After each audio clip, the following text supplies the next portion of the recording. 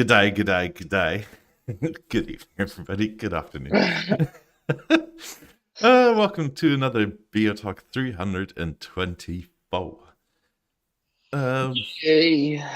Yeah, With if the new you, E11s. yeah, all the way up to 11. It's Um, almost like a Spinal Tap thing. Anyway, if you want to buy something at Skinny Play, use the discount code for 10% off. Shillings and that sort of thing. Go have fun, make it your own, customize stuff. If you want to join our Discord, go and do that. Link is I think, in the description, but at least in the chat. Like and subscribe if you haven't done that already. Oh, my noise That's cancelling it. is on. It sounds really weird in my head. You can't hear yourself. Yeah, or you hear yourself like extra clear, and it's like, wait, what's going on? Yeah, and it's weird sometimes. uh, like, subscribe, all that helps out a lot. Uh, more Or stuff is on the way. I'm just waiting for stuff to arrive, so videos will be up at some point. Hope everybody had a good Thanksgiving if you're in the US. oh yeah, it was a Thanksgiving. I don't even know how the days were rolling this week, man. It was a shit show. I swear I'm more tired than I was before days off. Yeah, I had a pretty interesting week. I had to take apart Beolab 90s to move them. Where And I to? mean, take them apart is like the crowns, the little in betweens, the crowns have to come off, right? To remove the Yeah. crowns. So the crowns have to come off because that was without the crowns, they just cleared the door that we initially brought them in year and a half ago, or 2 years, year and a half ago. So the client's renovating his home and it's not finished, and the guy that he's renting the house from is selling the house, so he needs to move somewhere else. And obviously, timing couldn't be more perfect than just before fucking Christmas. So yeah, that was my Thursday when I came in and dismantled them. At least it's a large house, so you have enough place to lay out the crowns and sails and tops and cloths and duck and everything. So 4 hours, poof, in and out on the crate, done, bagged up, and then Friday we had to move them onto the trailer, which was funny because he had two different moving companies come in, Yeah. and the first ones were in mine. And these guys get out and it's like, I'm like, yeah, let's start with these. It's like, what the fuck are those? I'm like, these are 177 kilo speakers that are probably worth more than this van or the truck you guys have. And then it came out like, no, it's not them. We almost loaded them, for fuck's sakes, which would have sucked. And then the guy came in that was scheduled, obviously late. So yeah, we loaded the speakers and that was that. And then just dealt with some weirdness software wise, but that's about it. Nothing too new from B&O, I guess. Yeah, it's software is always weird.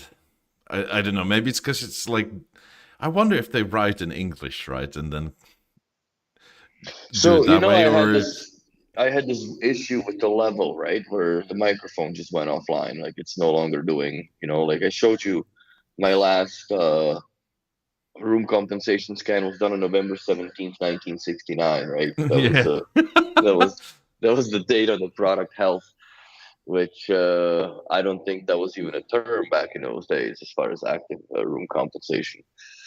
But anyway, so that I just couldn't leave it alone. So I went on the BOIs and I was just digging and digging and digging, and I found that this apparently is a known issue to not just a level, but also BioLit. The BeoSound A5, BioLab 8s and 28s.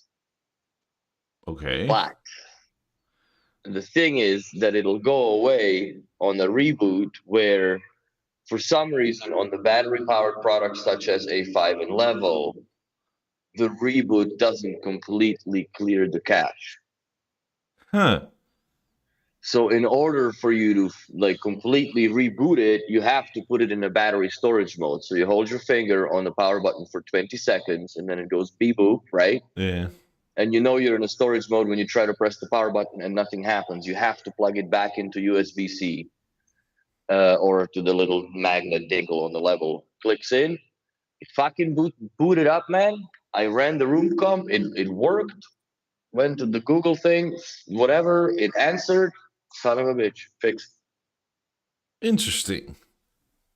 But yeah, on those two products, you have to go into what's it called? Storage Into mode. a battery storage mode. Yes. And I also found out I have a weird bug now that I guess the 2 point something software on the Halo that came out. Yeah. When I fucked around in the bedroom and I was hooking up the subwoofer, Yeah. I shut the breaker off, right? Yeah. So the internet came back on, everything came back on. It was kind of interesting, even with the 90s. But anyways, that's the afterwards. So I rebooted everything. Everything came back online, and all of a sudden, I no longer could connect to the 90s. Could not be connected to from the Halo remote. So I'm like, okay, weird. But they're wired, right? Well, the 90s are essentially the switch for the theater. Yeah. So it makes no sense. Yeah. So okay, fuck it. I'll power cycle the master and I'll power cycle the secondary as well. So I rebooted the 90s. You know, it takes a while, right? It's just like, oh, it spun up, boof, came online, everything's came online, and I had the theater playing, and the theater kicked off from the network, from the wired, went orange momentarily and connected to the Wi-Fi because it was already paired from the before I hardwired it. So I was actually surprised how smoothly that went, because usually Mozart platform doesn't tend to reconnect properly back to the network after power cycling the network, even though it gets the same IP. I don't understand it. So, anyways, that came on. Halo's nothing still. So I had to go to the app, remove the 90s from the Halo, and then plug it, and then check them back, save, and now I have full control. So that's the bug workaround, I guess. Interesting. Kind of weird, but Halo is definitely a much further ahead in operational capability than it was ever before. And yeah, soon enough, I'm gonna go and get myself the unlock for the license, and just it's much worth opening it up. I'm trying to suffer myself with, like, see how it all works with the essential. It's very simple. It's okay, but there's a couple things that are confusing because I have a living room which seems to be the global zone, right? Yeah. Because it shows the average percentages of all the lights dimmed, and if you go to that zone and you dim, it fucking dims the whole house up and down. And then there's another button called living room, but I can't allocate the bedroom lights for some reason into the bedroom zone on the Halo, regardless of what I do. And I don't know. I'm sure it's a bug somewhere between the Halo and its new software, and me not having the ability to go and create actual pages with stuff from the BLI actual Probably Pro interface. So yeah, that's basically the weeks gone by. But yeah, the 90s were definitely an interesting highlight of the week, I guess. Yeah. But I did it with my lift kit. I didn't do it the Quebec way, right, or whatever, like the way they have it, to like try to muscle the fucking thing. No. Here's the straps. We're gonna use the straps, and we're gonna do it without me having my back screwed up for a month and a half after the fact that this happened. So you didn't do it the Family Guy way, where like you bend over from your lower back and then jerk in a yanking motion. Oh yeah, and then, like, they try to put the bull horns in the bottom of where the lift kit's supposed to go and try to do it, or like, fuck, or skates. I've seen that, done that. Didn't like that. Yeah, It's yeah. the best was probably not probably the best way is to do the wiring harness properly with the straps. And if you go up the stairs, then one guy goes lower, obviously, and you lift them tilted, and when you get on the stairs, then they even out, and then you go. And man, it's so much easier to deal with than what we did getting them in the house, because Just wait until you have a spiral staircase. That won't really happen, I don't think. I think when the spiral staircases, they're too narrow for the 90s, to be honest. Like from what I observed so far. And if that would be the case, I think that at that point we would just have the moving company to do it. You guys fucking bring this up, right? To whatever, hire how many Get some people there extra is, and insurance and good luck. that's it. Because I would refuse that, man, into a spiral staircase, even if it's all four of us. Like it is a fucking disaster. Those speakers are no fun at any point of time. Literally, they're no fun unless you already see them out of the box. Like this way, they're very fun. Yes. But before all that happens, they're no fun at all. Very much not at all. So, but now they're fun. So I I'm always good felt with bad that. for like dealers in and around older cities like Amsterdam and stuff, right? Because the internal staircases are like rock climbing. Like the staircase Oh literally is yeah, on they're a all gradient like that. and they're shaped from hundreds of years of people living in them, right? So you have Yes. those like those foot indentations. Yeah, I know. I see this here in Montreal in the older places, but a lot of them are renovated now. A lot of the, I guess, stuff that we move in is either homes or, believe it or not, now remodeled monasteries. The builders buy these huge fucking monasteries and they redo them from basically internally completely, like retrofit elevators, hollow the basements for parkades. It looks really dungeony, by the way. But yeah, man, it's and they sell for insane amount of money. Interesting.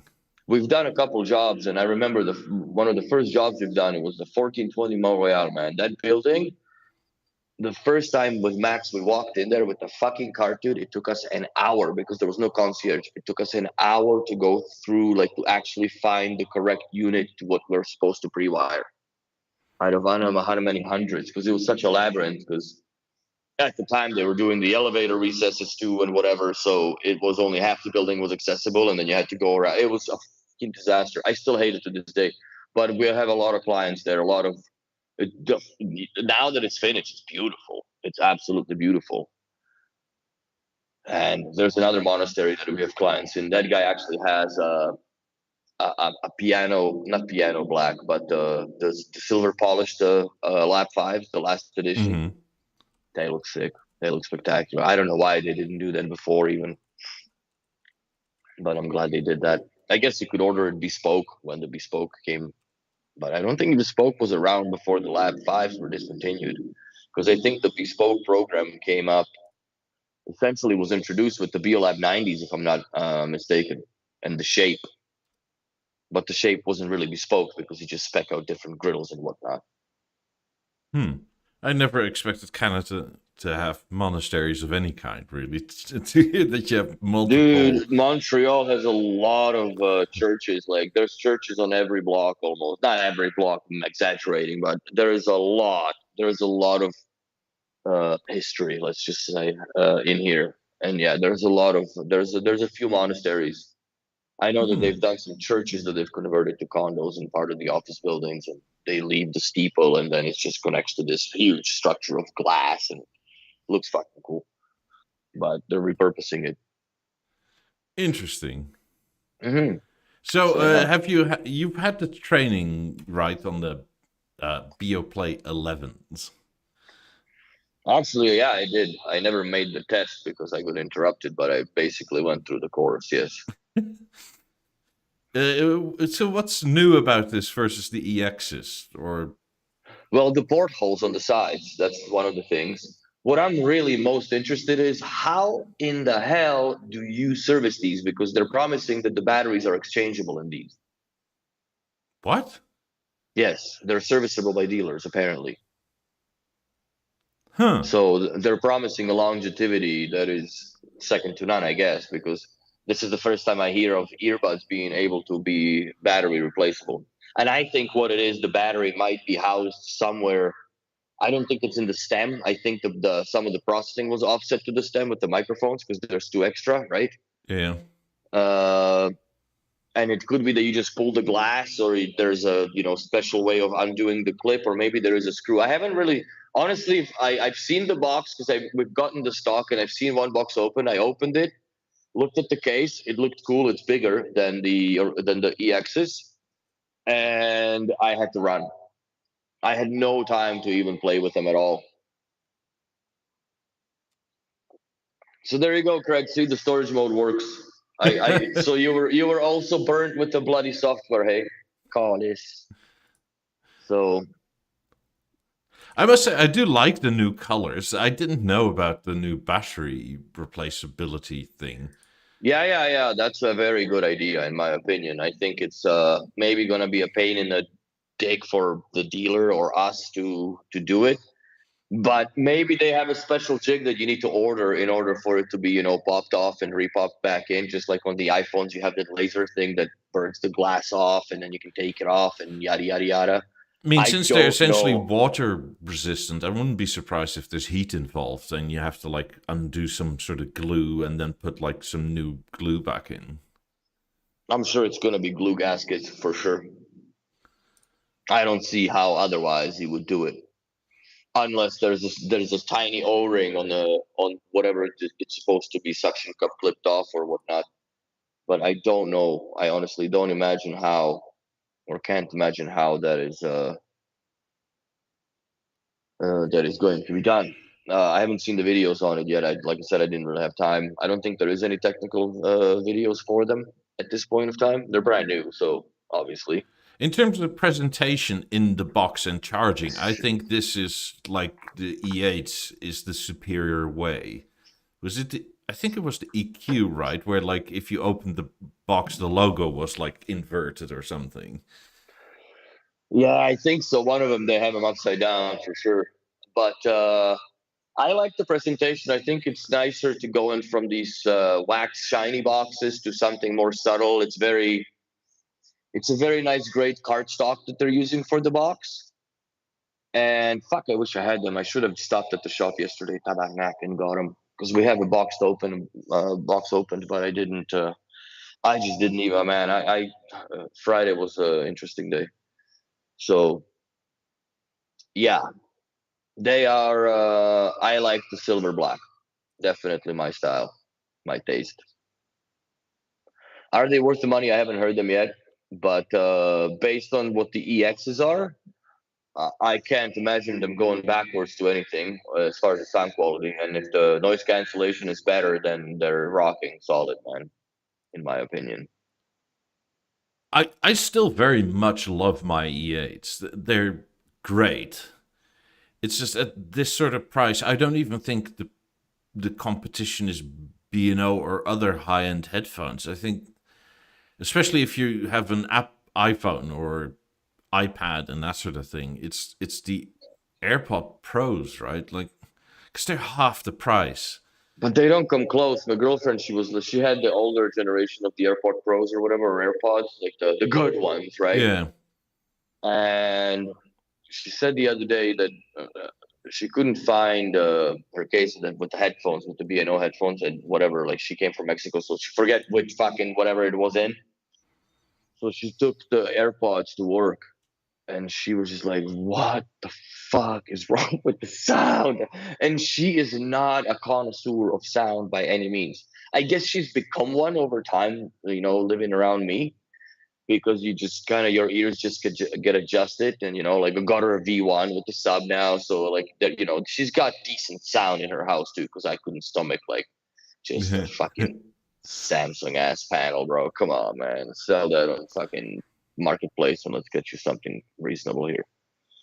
So yes, she actually said that yeah, the EXs are unbelievably good headphones compared to anything that Apple has. I guess she was judgmental in the beginning, but once your ear, it's the good old Jeff Martin slipper analogy. The new ones feel different than the ones you walked in for years, Yeah. because your foot's molded to it, your ears molded to how it sounds, and once you hear the way that B&O wants you to hear per se in the earphones, then the other ones just everything else is weird. It's the same thing. Like I sit in front of these and I listen to them, and then I go and tell somebody else that bought, like let's say I did a setup with 2 emerges that go optical in from a CD player, right? Yeah. And it sounds good. It doesn't sound great. It sounds great to the guy, but to me, like, it's a very, very far-fetched comparison remark to begin with. And like, there is the emerge. Like, just compare the sizes, for God's sakes, to begin with, right? It's a different level of everything. And I'm gonna take him out this weekend from after the podcast. I'm gonna take him out of the surround. I think I'll watch one more movie on him and see. But I think they're bringing it down a little bit because of the 18s being a center, or I mean a center surround backs. So we'll I see. mean, I'm sure if I had them, I would love them, right? But if you like, $500 is quite heavy for some earbuds. For the amount of time that I use my earbuds, I don't like. I would wait till that crazy. If there's anything crazy like the H100s comparatively comes up, that there's that much tech in it, where you like do this and it mutes and a whole bunch of shit, or goes to transparency mode so you can hear, and then I would consider maybe a few more generations for me. But for somebody that's coming into the B&O and you were oodling and noodling about buying the EXs, I think if you go buy a pair of E11s, you will be more than happy with them. They are unbelievable as far as the sound quality. I'm going off of EXs, and based on what I'm reading as far as just the specs and the improvements that were made, there was micro mesh is inserted into each microphone port also to reduce the noise further down. I think they're going to be spectacular in the noise canceling department. I'll try to cut out some time maybe tomorrow and give them a listen in the shop to see what they are like. And I'm going to use my own the pliable ones. I forget the Yeah, name of the them now. comply. The comply, yeah, I'm gonna get the comply ones instead of those. I don't like the rubber ding dongs that come with them, even though you get a set of, I think, medium comply set earbuds or earplugs with it. So the I orange love. ones are not available until I think beginning of January. So far, just silver black, Yeah. from what I gather. I love the comply ones, but they last so short. For me, Like, they last quite a bit because I don't know. I really don't use the headphones. I guess that's just the whole proof of it. But they do fall apart quickly. Yes. I mean, I don't use my earbuds every day, but let's say every other day. And with the E8s anyway, I don't know if they improved them on the comply side a bit, but they essentially were falling apart after like 5, 6 months. I think that it's going to be the same comply material because it's probably patented, and I don't know if there was any improvements made to it. Maybe. Well, I have a feeling it's like the glue that holds the spongy stuff together, right? That just sort of gives up. Hmm. Because it would like literally like disintegrate and you get like little chunks that just let go. Yeah. Thanos is asking, is the 11s actually the same EX with the better software and processing? No, it's actually different hardware inside. Obviously, because it's got more microphones in it, so there are the board layout. I'm sure it's different. There's two more extra microphones in the stem, like I said earlier. So it's not the same headphone, man. It may look like the same headphone, but the case is little. I find it's a little sleeker than the EXs. It's more rounded, but that doesn't change the headphone. But the headphone itself, also the replaceable battery in it, that means that there had to be some engineering put into it of how do you do that so you can actually access the battery without really damaging the stuff. Because I've had the H95s apart because somebody tried to fix them themselves, and fuck me, yeah, they are very very delicate inside, and the battery and everything else, how it all comes together, it's a lot more inside than meets the eye. And I kind of wish that B&O showed, but I understand the patents, and because the Chinese would just explode those out of their fucking little shitty factories. But I wish that you guys had an idea from the, I guess, the technician's perspective of how intricately it's designed, not just for the service of it, but just all together overall with the respect of putting it together for the sake of making it the way that it is. Quite honestly, I would love to see that much more than the standard ad. Like, give me an ad of how you build it in a factory somewhere. Mm-hmm. For anything, right? Like, be it 50s, 90s, 18s, 8s. Like, all the factory shots are amazing. Like, just, I don't know, have your engineers do their thing and show that. I think they should do the 18s because I have a strong feeling that they're gonna get them discontinued soon. I think it's gonna be the 18s, maybe 19 before that, but I don't think they can't afford to do the 19 yet because there is no sub in the portfolio. But the 28s per se are selling better than the 18s now because people like that motion of of the lamellae and whatever. But I think the 18s have a writing on the wall on them that they've been around for a while. I don't think they're gonna stay the same length of time that the 8000s and slash 8002s stayed, because those have pulled almost on what 16 years around there. They came out in Yeah. 1994 and they were discoed. Yeah, so the 18s respectively had a long running time. I'm surprised that if they're going to be discontinued, they're going to be discontinued before the A9, because A9 I think came out before the 18s, and we're on the 5th generation of it. But then again, the functionality of the product has been improved significantly since the But first you can also AirPlay slash do way Bluetooth. more with that chassis. Well, of course, that's what I'm saying. Where these ones are locked in time. And I think the most of that locked in time plays is the fact that there's not enough real estate to put all the antennae for everything else in it Or a because it's touchpad. aluminium. Where'd you put a Yeah. touchpad on it for Mozart? Oh fuck that! You know how much expensive that lens would be if they did that? Yeah, but it would also look goofy if you get a thick top layer of that No, lens it off. couldn't have been. It could not have been. It could not be thicker than that. There's Yeah. no way. And but that's all machined out of one piece of aluminium. There's no way you could make it any thinner. Like yeah, that would be.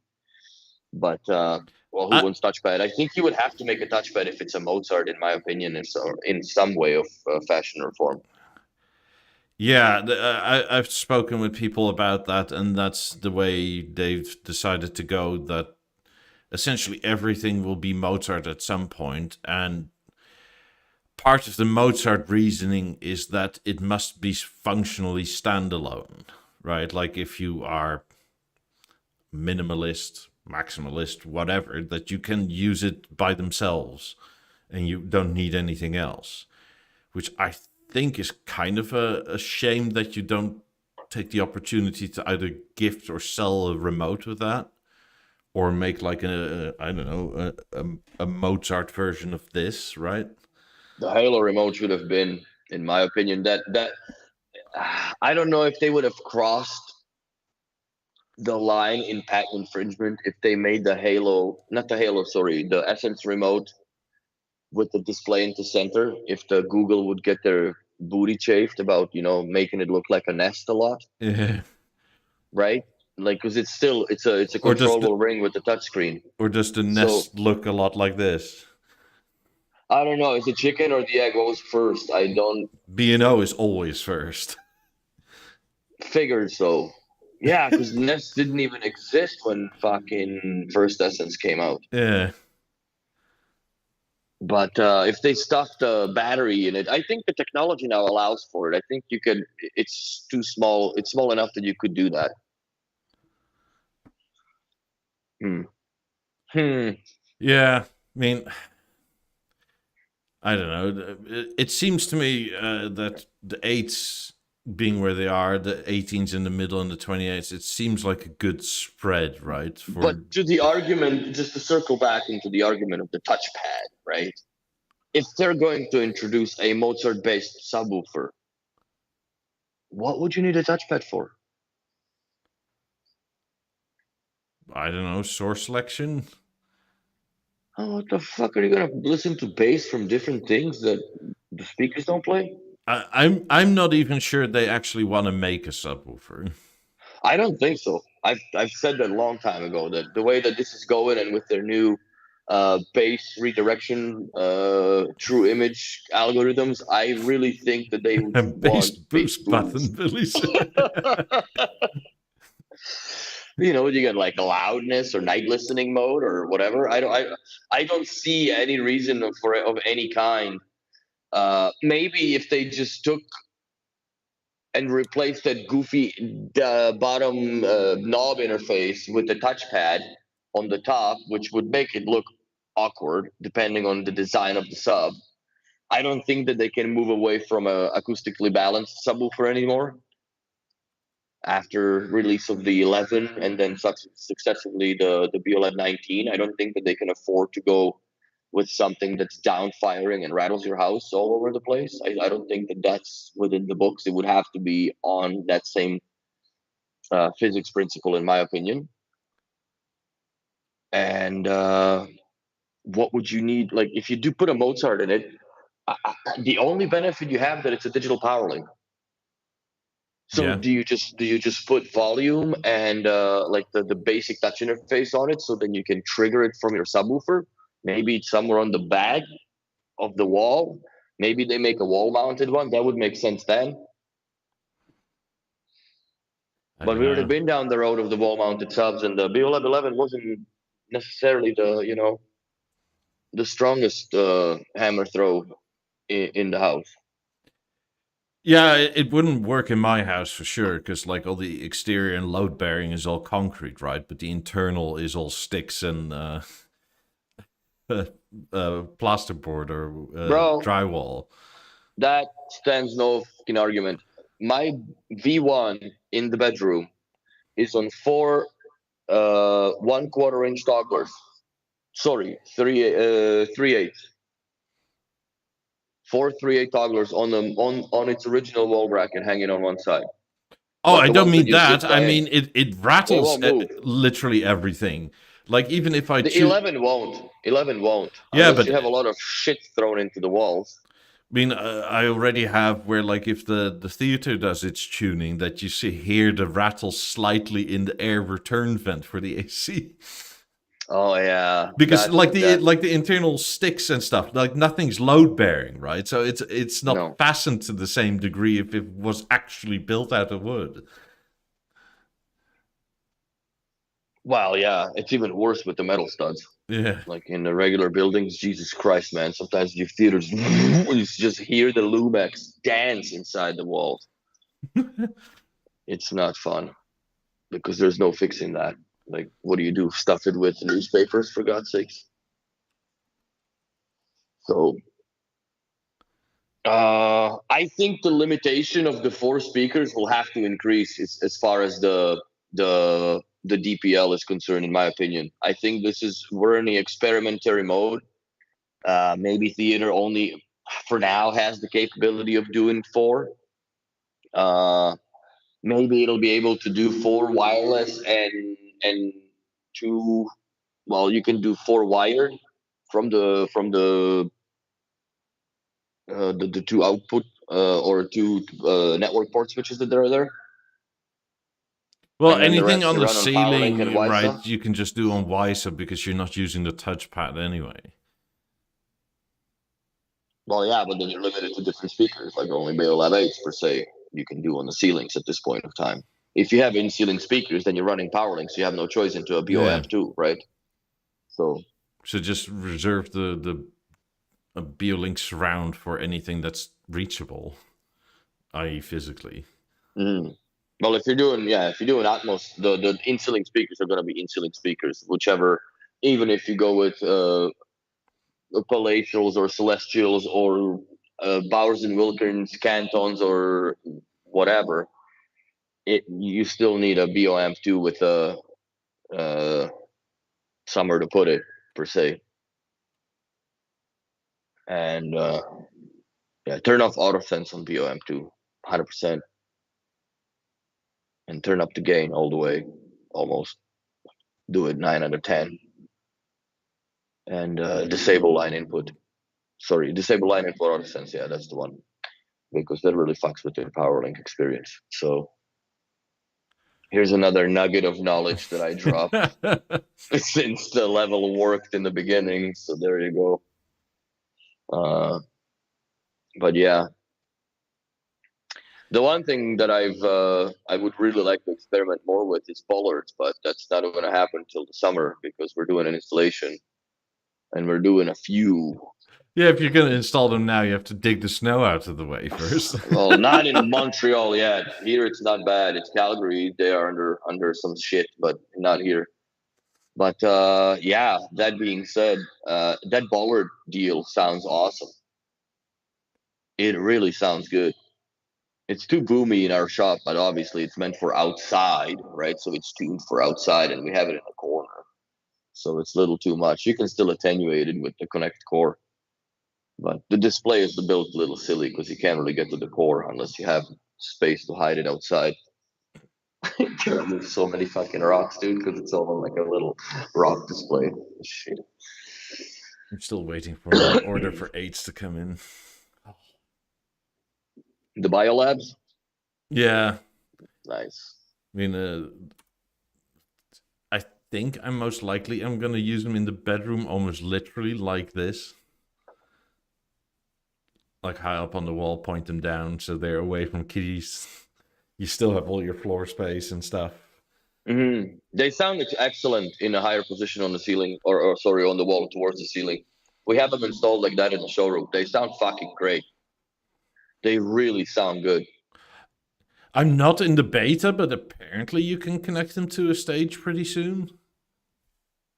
So, okay. I'm in the beta, but I don't have any of that knowledge. I haven't gotten even emailed about a new beta software coming up so far. So now I'm basically on current because the Halo software was released not too few days ago, I believe. I think it's rolling out or rolled out. Yeah, I got mine like an hour and a half ago. For the Halo. Yeah. Because I couldn't find it for weeks, and it's sort of like, wait, when am I getting this? And then I kind of forgot about it. 2.0.1957. So I haven't actually played with it yet. So the only reason I noticed is that, like, you get that line of text along the Halo, and I couldn't read it when I walked by, and I was like, oh no, something went wrong again, did it? And it's like, oh no, they're just like, we updated it, and it's fine.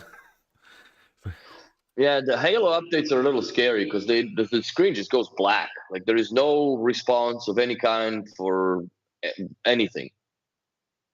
Yeah.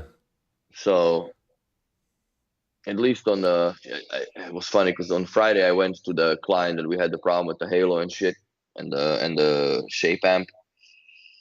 I went to change a few grills because they wanted from Parisian Night. But he misread it because he thought it was Persian, and they are from Lebanon, right? So they wanted the Persian night, and the guy thought it was dark, bro. I'm like, no, man, that's Parisian night blue. So there's a little different sky in France than yours, but here's I went and swapped it for the black grills, right? And as I was there, I'm like, fucking update the Halo because it said downloading the update, right? I'm like, okay, well, I'm going to wait till this happens. I actually rebooted it to make sure. And also the weird issue because he's the one that he's got that Orbi network that, like, you have to have he clicks to approve permission to get on his network and shit, right? Yeah. And for some reason, it was still like could not connect to the core, even though the core was playing the radio station. You'd have to go to like the BeoRemote 1 or BeoRemote Halo menu, right? You go and you scroll around a little bit, you close that, and then it shows momentarily, and then it disappears. It again says can't connect. I'm like, you know what? Let's put it on the 2.4 gigahertz network on even though it's a different network name, but it's coming off of the same router. Like I'm sure it'll work. There shouldn't be a reason why not. And lo and behold, man, once this is connected on a 2.4 gigahertz network, it's much happier. It also, the battery lasts way longer. So yes, it's his like doesn't matter because it's on what's it called? It's on the wall. Yeah. But 2.4 gigahertz. Make sure you guys put it on that if in case you wonder why your Halo is behaving weirdly. And yeah, it just then it updated, did its thing, stayed on the same network. Also, these now have a battery storage mode enabled on them, so you can basically do the same thing that you could do with your level. That you can actually reset the entire RAM and cache on the device, and yeah, it makes life easier. Let me go get another coffee. But other than that, I like the improvements that they've made on the theater interface, which is more or less what that used to be a long time ago on old TVs. Yeah, it's getting better every software update, really. Yeah, but there's a lot of software updates, bro. Yeah, it's though the nice thing is pretty much everything now is getting unified. Especially on the speaker end, right? Like the theater, the 8s, the 28s, Yes, the balance, the level, it all runs on the same platform.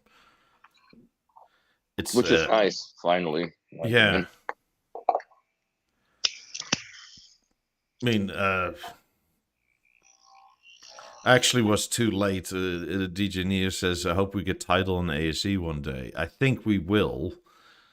But my Deezer just auto-renewed, and it's like, damn it, too late. Oh. Well, there is going to be Tidal on ASE. Yeah, up until that day, I don't know. I guess I'll enjoy my moment for another year. Basically, so far it's one software version away from an update. Yeah, but it's all the software updates away for the moment. Yeah, then I still think that they should work with the Tidal a little more on the way that even though all the updates came out with the Halo per se, and you know the interface between the theater and whatnot, like there's still Tidal as a source is missing. The only Tidal that I can get is from the actual TV.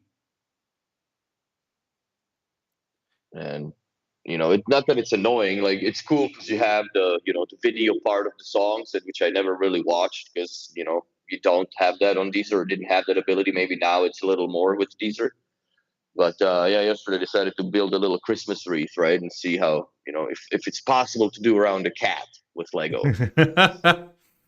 And she let me build it, but now, well, she's gone now, but she was just biting the flames off of the candles and pissed me off.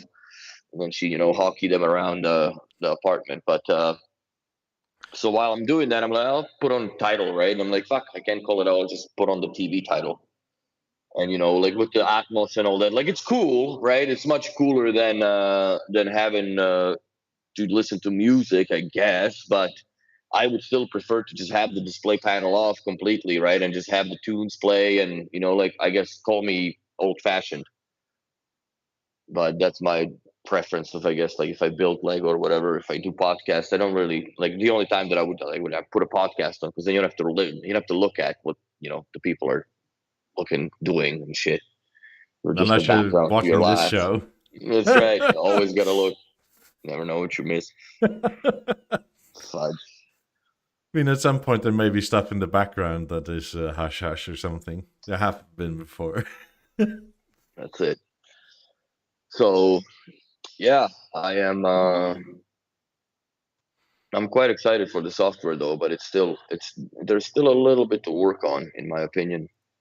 And I wonder, I understand there is a two-way communication, but is it asking too much to have a two-way communication, let's say for volume control? So it tells you on the remote control what number the TV is on.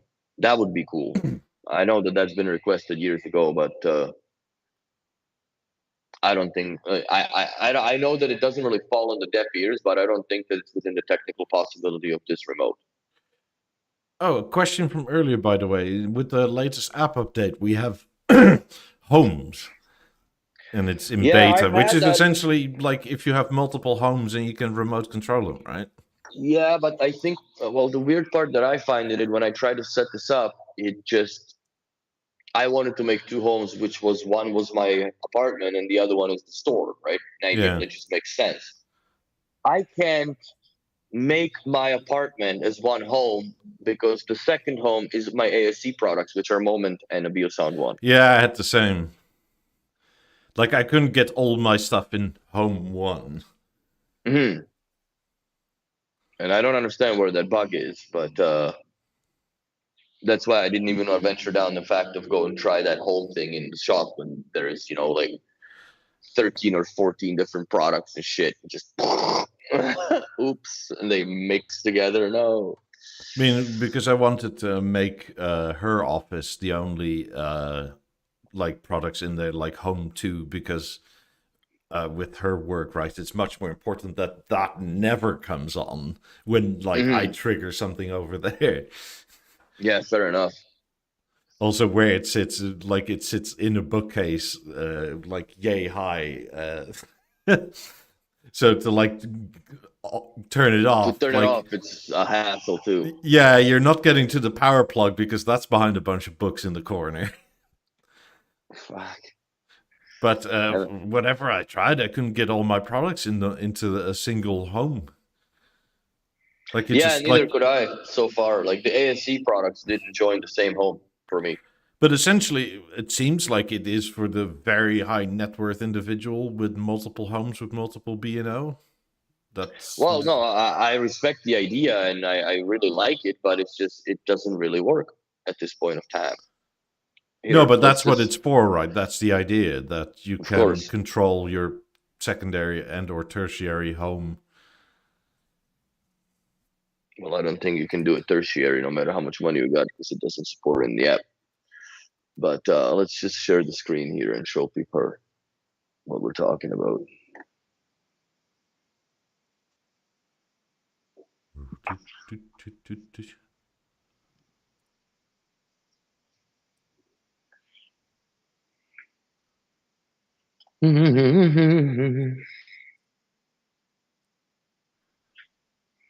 How do you like your 11s, Alexander? We've talked about the 11s already, but none of us really laid our ears on it, or I haven't had a chance to listen to them. I know I brought them in because I was in the warehouse when they came in. So I brought them in the shop, but I didn't have a chance. So if we go here, when we go to our home, so there's the homes. Still in it says beta. I don't know if it says beta on yours. Yeah. Yeah. So if we go enable homes, then it'll create them. And for me, it puts. Okay, hold on a second. I've been probably complaining too early. Let's see on the other one. But I swear to God. Okay, the bedroom and the 90s for some reason are in here.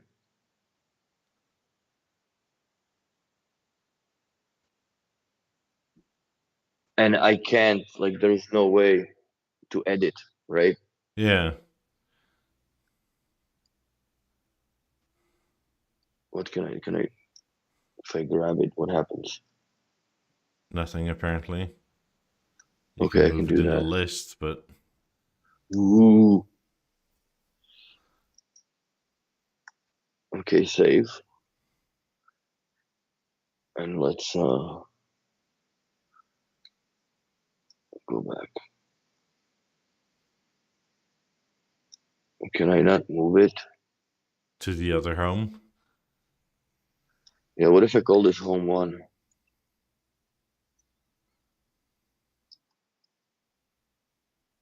You just have two home ones.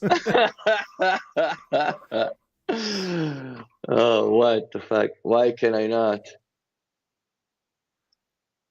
Okay, let's call this apartment. Apartment 2.0. Okay, and let's call this apartment 2.0 as well then.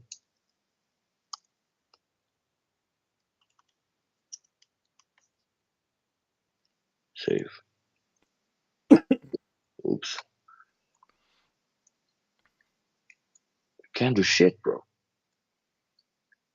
Why? But why? Like bedroom, call this, and then I get oh, the moment's not even. Yeah, I didn't put the moment into the app, so maybe that's why it doesn't show up. But yeah, it wasn't the moment; it was the bloody 90s here too. Why?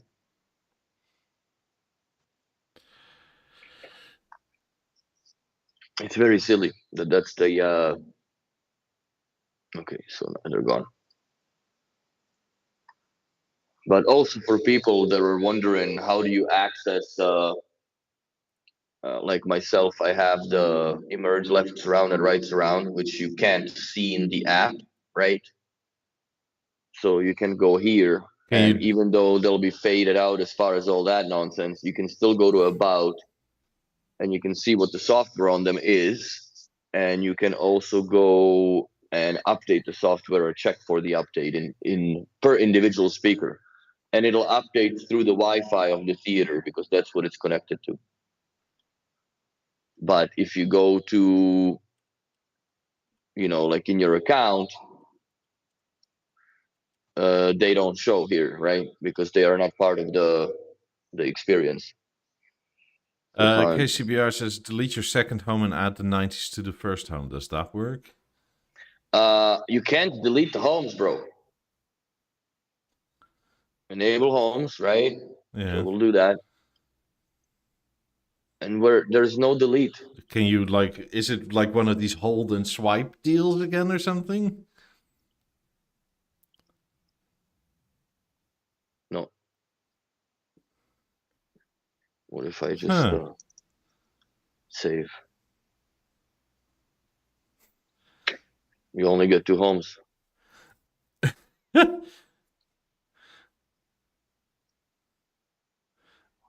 What if I want a third home? Oh, too fucking bad. Get another account. And then you can build 2 more homes on that one. So yeah, that's it. And what am I on right now? 6.4.02. That's where I'm at. I guess it's properly beta when you can have a tab without a name.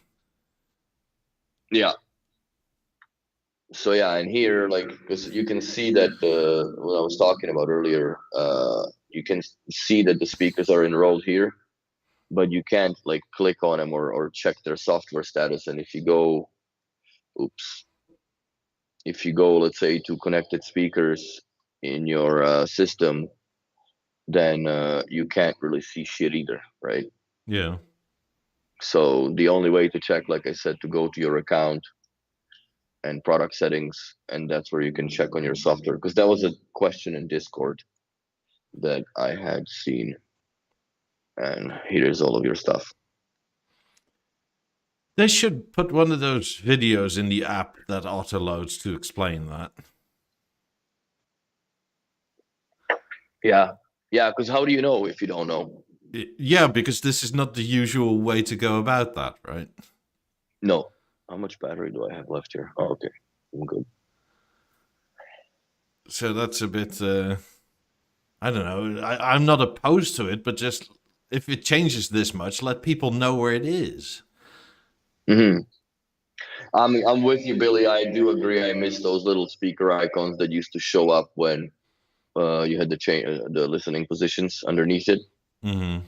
I think it would be cool if this was moved up here, and then I would have a 90, 90, and then 2 emerges and 17s. Is that's the system that's playing right now.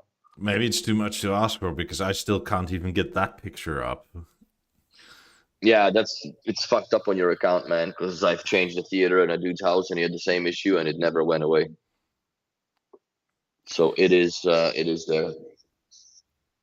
They don't. The only dark mode they have, if you put on welding goggles, bro, there is no dark mode, unfortunately, which sucks because now that I have the TV installed in the bedroom, sometimes I open the app and it's just Jesus Christ, especially the B&O remote, right? Yeah. Which is also white. And really, do I need that? I mean, maybe they don't have to make it dark mode, but night mode where the background is just a very dark gray. It doesn't have to be black, right? It could be a darker color so you still have contrast with the current pictures. Mm-hmm. Yeah, I don't know if I can. I only have one TV speaker group as a default setup in my V1, so I don't know, but I still should be able to see that. But it does not show anymore. I don't think you can change the speaker presets. Huh. Yeah, I don't think you can. Yeah, that was gone, but the remote is pretty rudimentary again, right? Yeah. but at least it shows. This I wish I could edit because I there's no way like, and see there is title from kitchen, like that source exists on the ASC platform That's odd. because I have The Beosound 1 the there. Beosound 1 is in beta, yeah, and that's what I'm saying. Like when the new software comes out, the support for title will be there, Do you but want it's your still Q play from non-existent. the kitchen? No, that doesn't work even, but it still shows. And Bluetooth I had disabled, it shows. Music, it makes no sense. And Deezer I have the hidden. Like literally, I should have title and BNO radio in here, which is missing. Yeah. It feels kind of beta at times still. So, and here we have boom. At least this makes sense, and this makes sense. But I think there should be title here as well. But even I understand that there isn't one because the title is, for me, it's here, right in the main screen. Yeah. So it makes sense on the theater per se, but it doesn't make sense on. Well, here I guess it doesn't matter anyways because in here you can just go and the title works. But yeah, there are some definite quirks into this mix that that need to be hashed out, but it's getting pretty good here. I'll stop sharing because I think that's it for that. So there you guys go overall.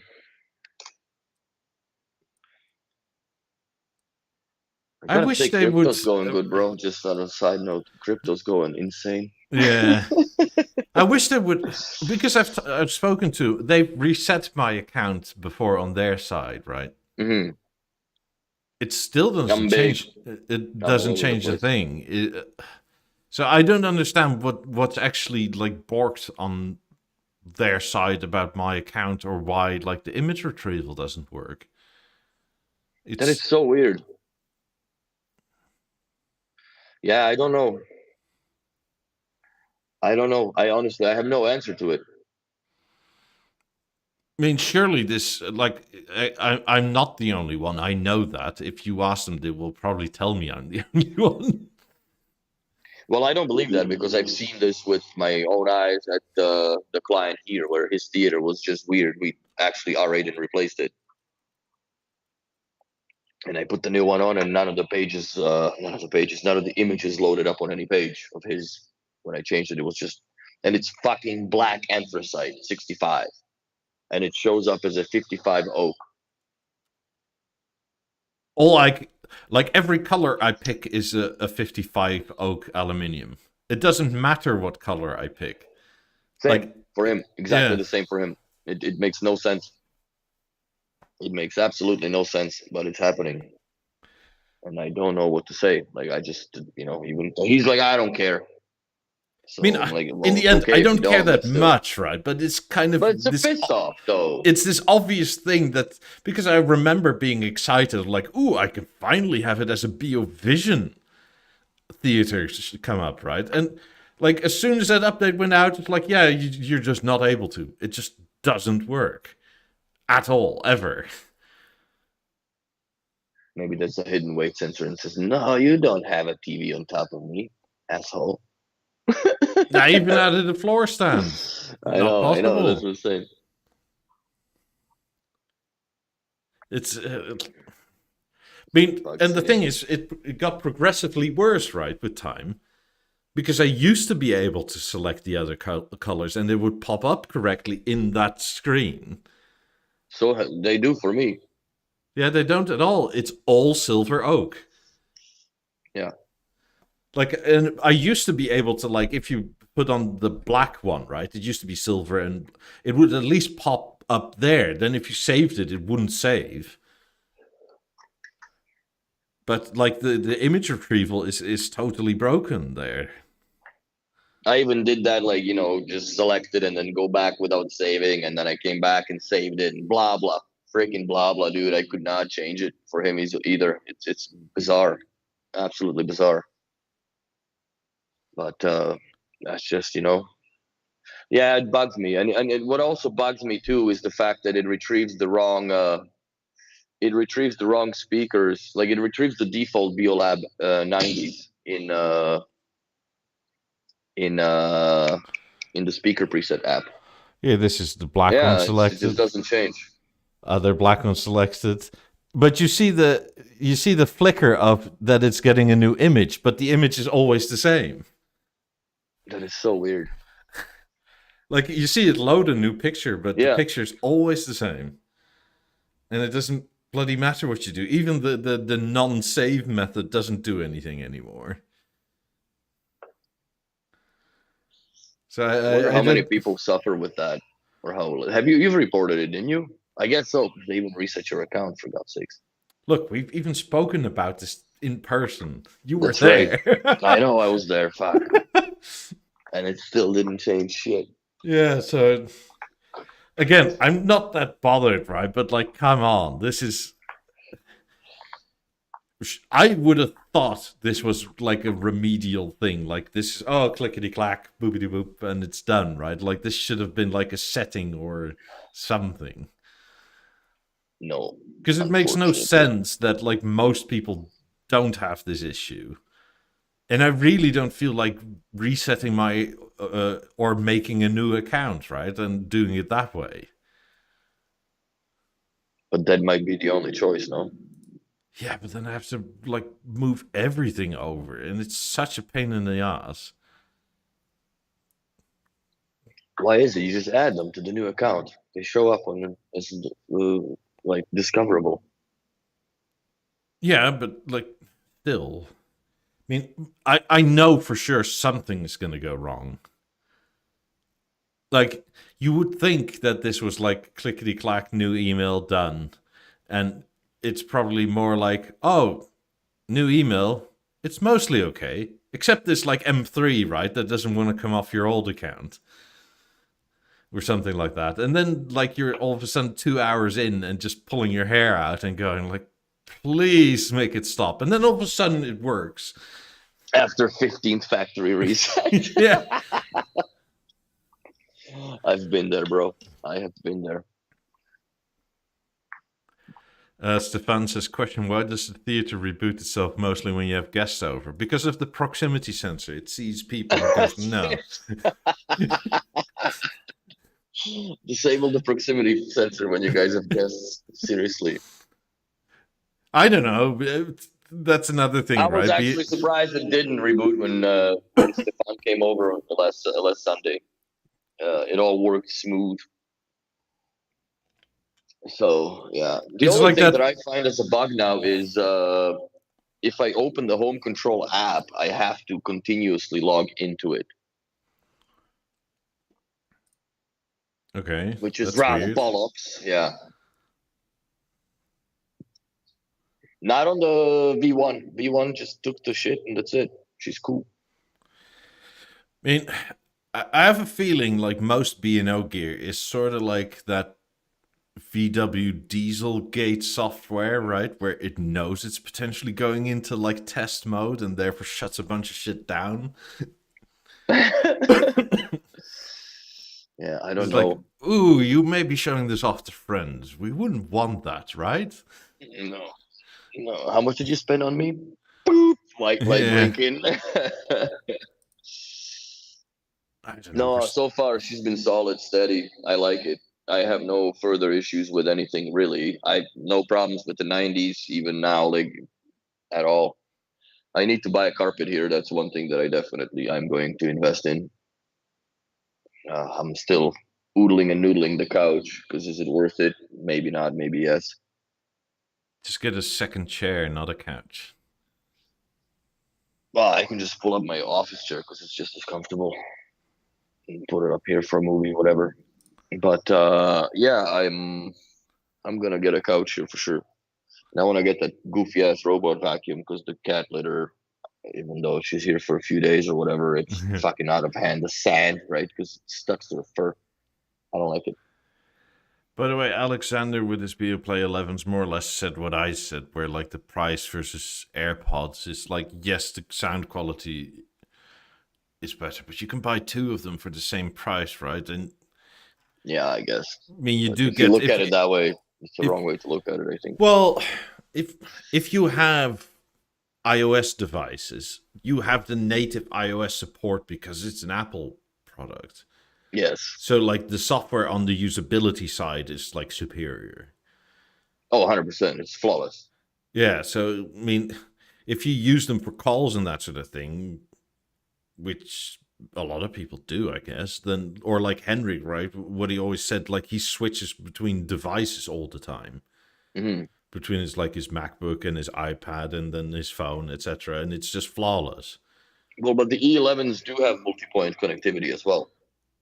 Yeah, for two devices. I mean, which I Yes. guess is normal, but I mean, just I guess the Apple thing is that's where they rule because like it's their ecosystem. Like it might be slightly different on Android and that sort of thing. I don't know. I'm the Android user, so for Yeah, me, and you know what? If I put one earphone in when the phone call comes in, it connects within a few seconds and it works no problem. yeah.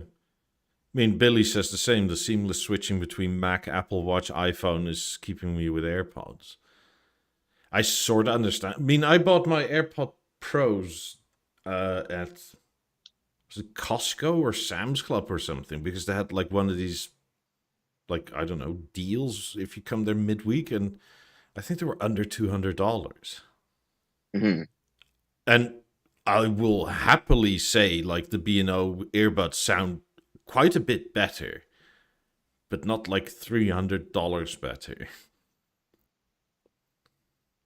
Hmm. So it's I mean, on the other hand, right? Like the H100s I have over there, I think those are worth it. But it's also like a different product category. It's an over ear. It's a much more of an experience, right? And you, I mean, whilst you can use them for phone calls, it's kind of not why you would buy high end headphones for. No, that's just something that you get interrupted with more or less, so it still sounds Yeah, decent. and it's more But like fuck. Well, I guess I can keep them on and do this. mhm. I mean, they sound great on the phone though. The H100s, like they No, for sound me, native quality. I honestly don't think that E11s are for people that are going to upgrade from the EXs. I think that that you have to be either a headphone collector or a very good connoisseur of headphones. But they're more or less for the newcomer crowd that like you have, I guess, another reference point for sales that okay, these have that, but these have this, and therefore these are better and blah blah blah. And I think the people that are coming back from the either broken EXs or fair exchange or fairness exchange EXs will go into the E11s then. They're no longer But E's, by the way. They're just 11s. okay, that I mean, we can call them E11s, sure. so they're Beoplay 11, I guess then. Yeah, But at any rate, I think that's where I see the natural path of progress for people that have had the EX headphones. Then they're gonna go to 11s afterwards. But to me personally, they're not worth an upgrade. Like if they came out with the tech or that Amadeus platform that is inside the H100s, and I don't know if the tech is even possible to be miniaturized to that size at this point of time. yeah. But if it is, then I think that would be, they would probably cost you about $700 to $800 instead of 450 US, whatever it is. Like you would be riding a little, a way steeper hill in the wallet.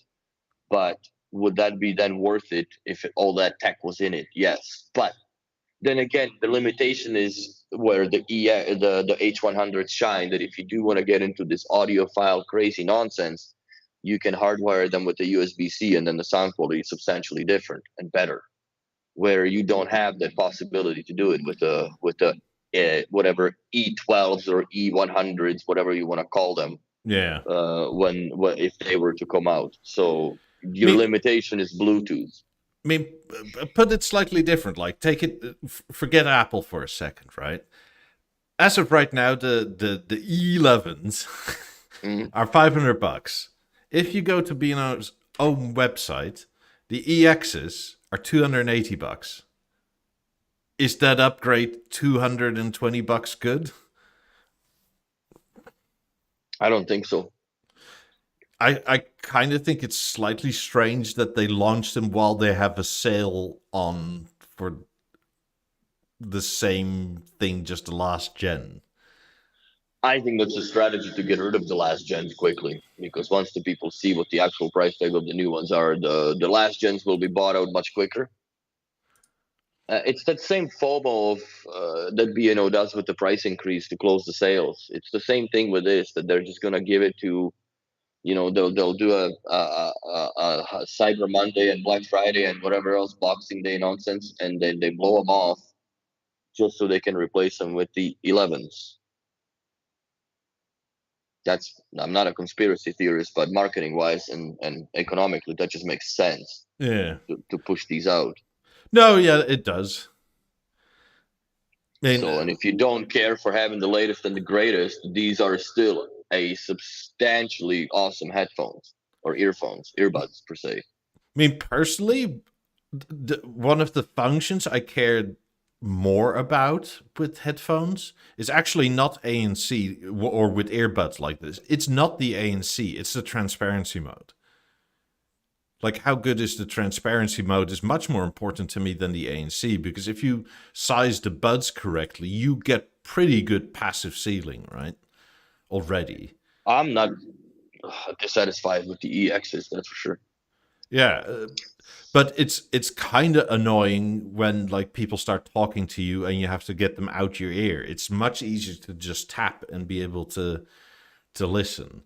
One thing I find with, for instance, the Apple AirPods is with when transparency mode is on, there is a certain frequency range, and I sometimes have it with like crushing a can or like a certain frequency in scrumpling up plastic or like water bottles, right? Where the transparency, it makes it louder than it is in real life, and it like pops, and it's like, God.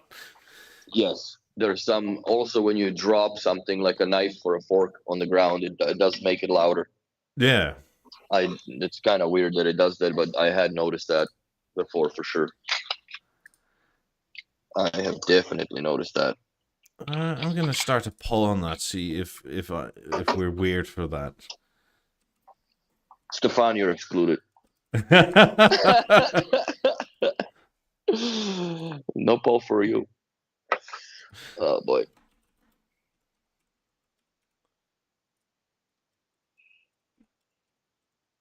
I also don't understand the logic behind discontinuing the black emerge, even though it kind of had really grown on me as a speaker.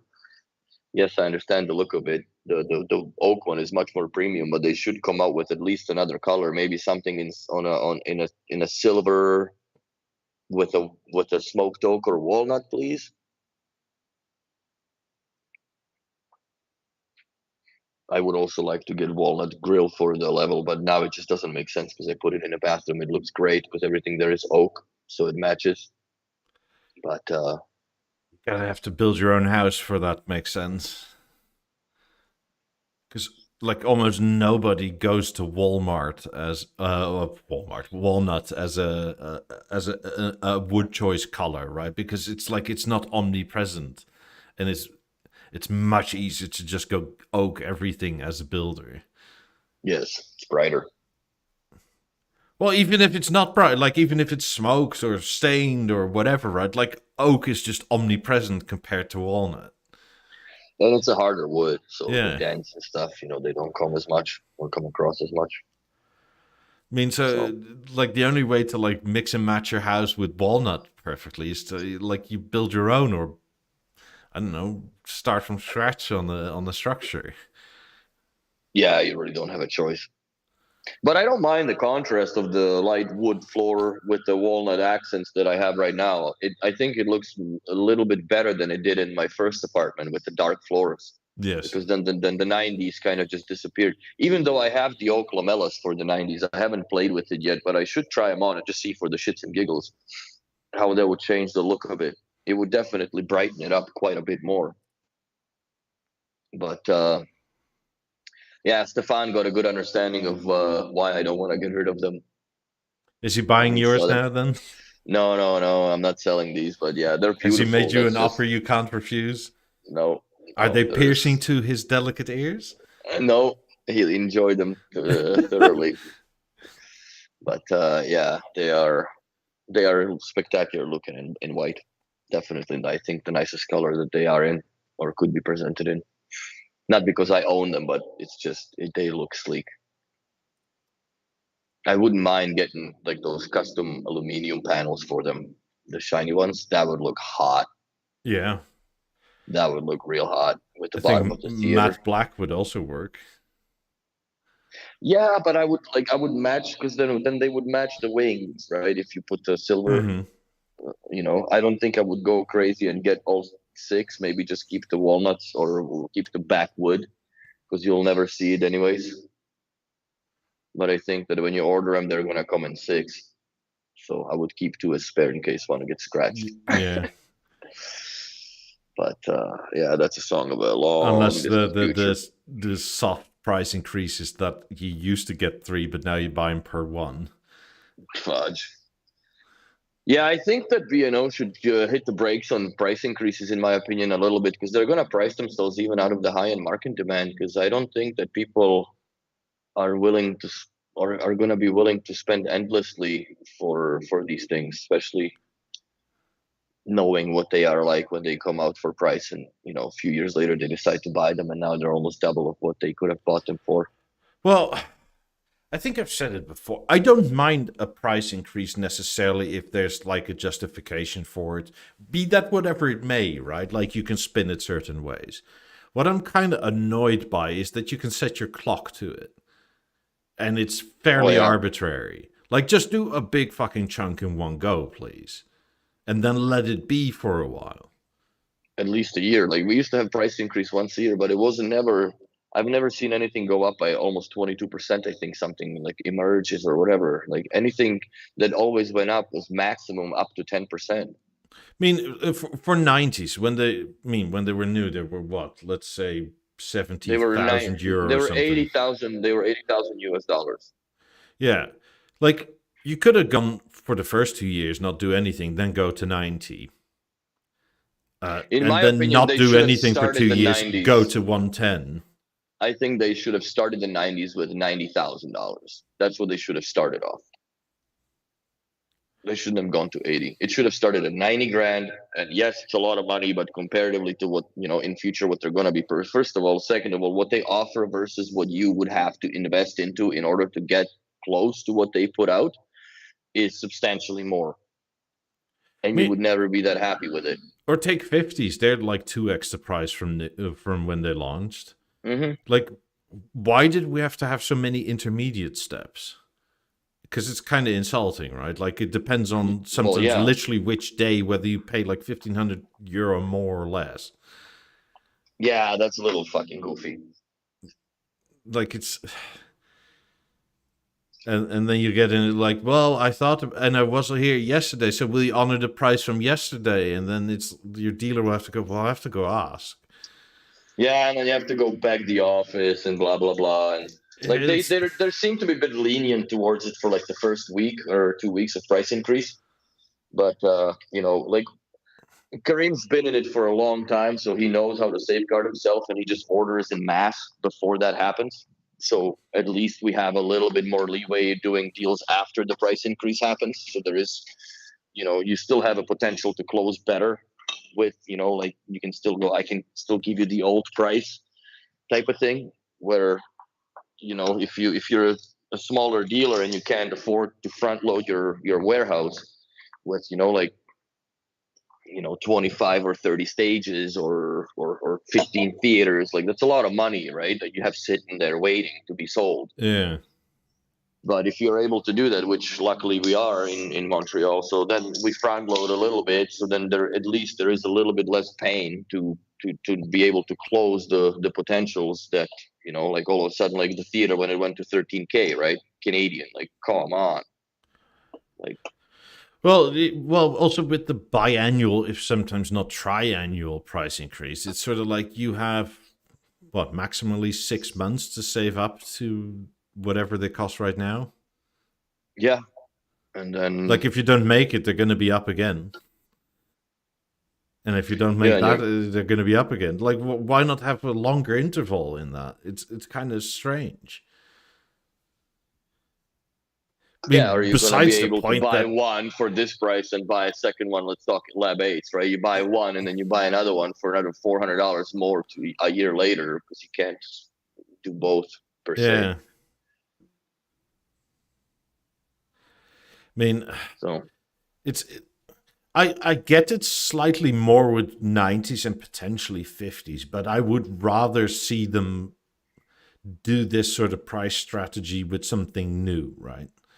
And just make it in like ridiculous from the start. I have no problem with that. It is well, I kind of think that they're pushing, like, let's say 90s per se, or 50s even. I think they're pushing the price up too far high for what it is technology wise. Yes, I understand they're one of the best speakers that they have produced, but you also need to consider the fact that we're talking almost well, it's 9 years that the 90s came out at, right? Like, you haven't really done anything new to them. Nothing's changed. I think the Mark IIs per se, or quiet Mark IIs as they would call them, they yeah. have different drivers because the scan speak drivers, they've changed the spec on them, but it's the same driver, just different part number, I guess, or it's the same performance, just different. So, but nothing's changed. Nothing will change. The only thing that's changed that the fucking microphone that they need to be tuned with is no longer available.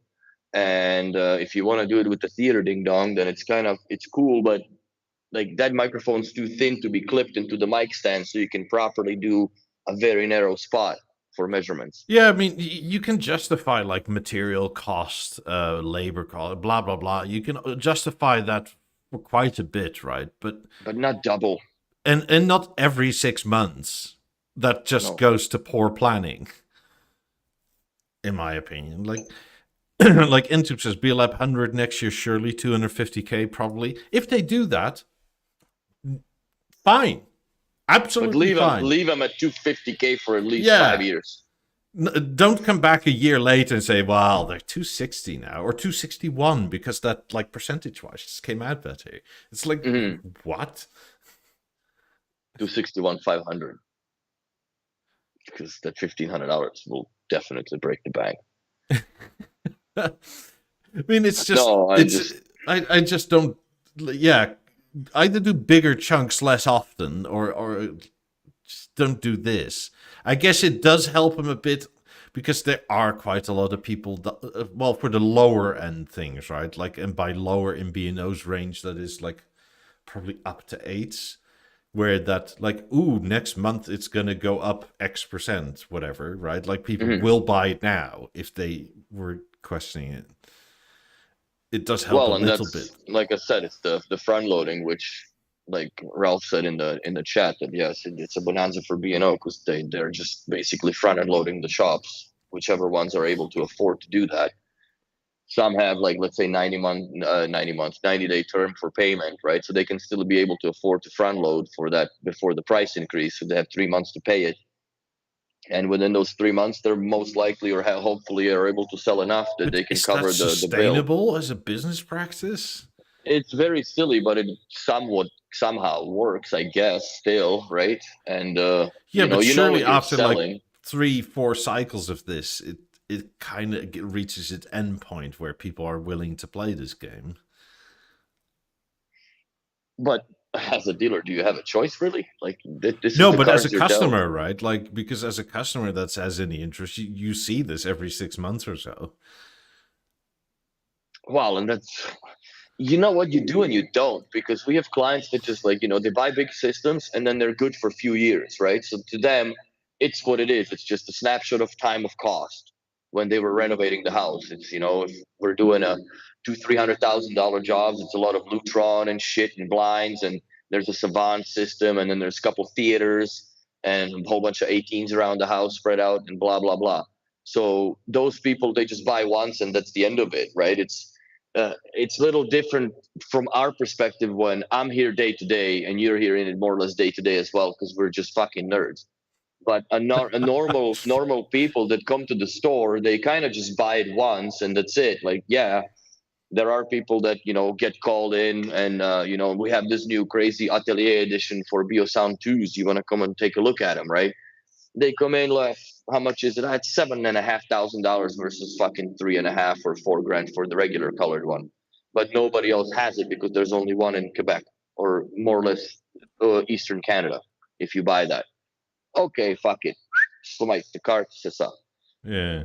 And so, but we don't have. If there's a return client, I don't think that they feel it as much, and I think that's what B&O banks on, because if you do these big jobs, it's a negotiable, right? Because by the time, like, it, if and you call the client up, listen, man, there's going to be a price increase. We just need to secure all the stock, put it in the storage, blah blah blah, and boom. So they close the deal with the client. You just close the invoice then, and then you just have it ready to go whenever it's good to go. Yeah.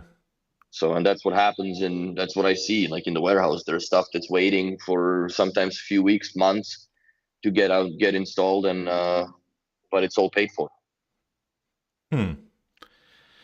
So yeah, on that sense, people don't really see that. But if you're a fucking barfly in a B&O shop and you come in, it's like, fuck, these were $400 less yesterday. Oh, okay, right.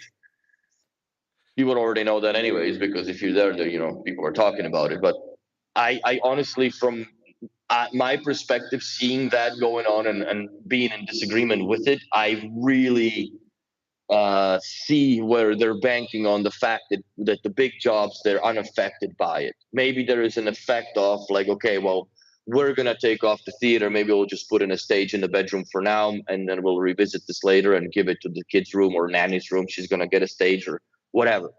But it's in big projects, if there is a budget crisis, the AV suffers the first, regardless if there's a price increase or decrease on shit, because people are not going to automate shit when they don't have a fucking money to pay for the floor to walk on. Yeah. So all that goes out the window. The pre-wire maybe stays, even that sometimes gets reduced, and then that gets revisited down the line as people, recover budget-wise. So, but by then, they come back and it's like, oh fuck, I guess it is what it is, and they pay it. So. Yeah, I guess that's their preferred I'm sorry to customer justify now. it in. I'm sorry to justify it in P&O's favor, but really, that is the reality. No, of it. I think that's fair, right? Like, that's a side I don't tend to see. Like, I have a lot of B&O stuff, but I'm not that customer. Like, I also didn't get to B&O that way. No, well, you acquire over time, where we have people that just buy a snapshot of like the portfolio of what it is. Like we have a guy that has 11 BV11s in his house and 2 Avants because he bought it all at the same fucking time. Jesus Christ. And I don't even remember. I think it's 10 or 12 zones of NLML converters with BOM2s. It's a massive house. Fortune. Oh, it was like a $300,000 sale just on B&O and Lutron. Yeah, wow. Man, and one Avant 55 and one Avant 85 with the subwoofer. And no speakers. And no speakers in the motherfucker. I tell you what, man. So yeah, that was a crazy sale. Huh. Okay. Well, yeah. I don't know. Maybe Europe is like you don't build that big, so it doesn't happen. No, the Avants are working her off because nobody is in that house. It's just house he never really visits. But yeah, once you have that much money, you just he shops for this shit like you do for in a deli department for ham per se. That's exactly how that transaction went down in the store. He's still being talked about every now and then because he just came and is like, okay, I want what's the size there? Yeah, I'll take 4 of those, and that's a 55. I'll take 5 of these, and then he took like 240s, so that was all 11. And then he like, oh yeah, I'll put the Avant in my bedroom, and I'll put the Avant in the theater. 85. Oof. How much is that? Okay, here you go. Swipe my card. I don't know if it was a card. Well, I know for a fact certain cards will have that limit. Oh yeah, American Express, the platinum or whatever, the titanium one that is made out of fucking titanium. Like you can swipe that and buy a freaking, half the country. Yeah. Approved. So yeah, it's some people live on different financial planets, and here it's like that. We have, yeah, and a lot of people just don't.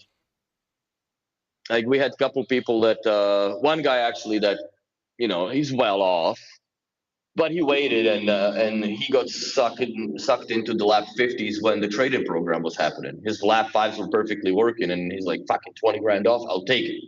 Boom. Right? And to him, price increase or not, like you're getting 20 grand off whatever you would have paid anyhow. It's a pretty lucrative price. Yeah, and so it's a somebody in the serious shop upgrade. got really new fives that were barely used. No. Those went back to Denmark. I had to send a video proof that they worked. Hot damn it. Oh yeah. These didn't stay with shit. They're probably gonna be one of those classic series, I'm sure, if they're gonna come out with them since the buyback program happened. So yeah, interestingly enough. But yeah, honestly, the price increase, only the people like ourselves that are constantly floating in that, and you have uh, B&O's website as one of your home tab pages. Those people definitely suffer. Those people will suffer from price increase and witnessing this shit go up like Bitcoin every now and then. But for the majority of the folk that we deal with, and the projects that are involved with our shop, as the size goes, it really does not bear any effect. Yes, we're not moving fucking 90s out the door left, right, and center. And quite honestly, due to the size, weight, and nonsense of these speakers, I'm very grateful. Like, I'd rather have Kareem sell 4 pairs of 50s than a set of 90s, because at least I know for a fact that those 50s, they can fit through every fucking door in this goddamn city.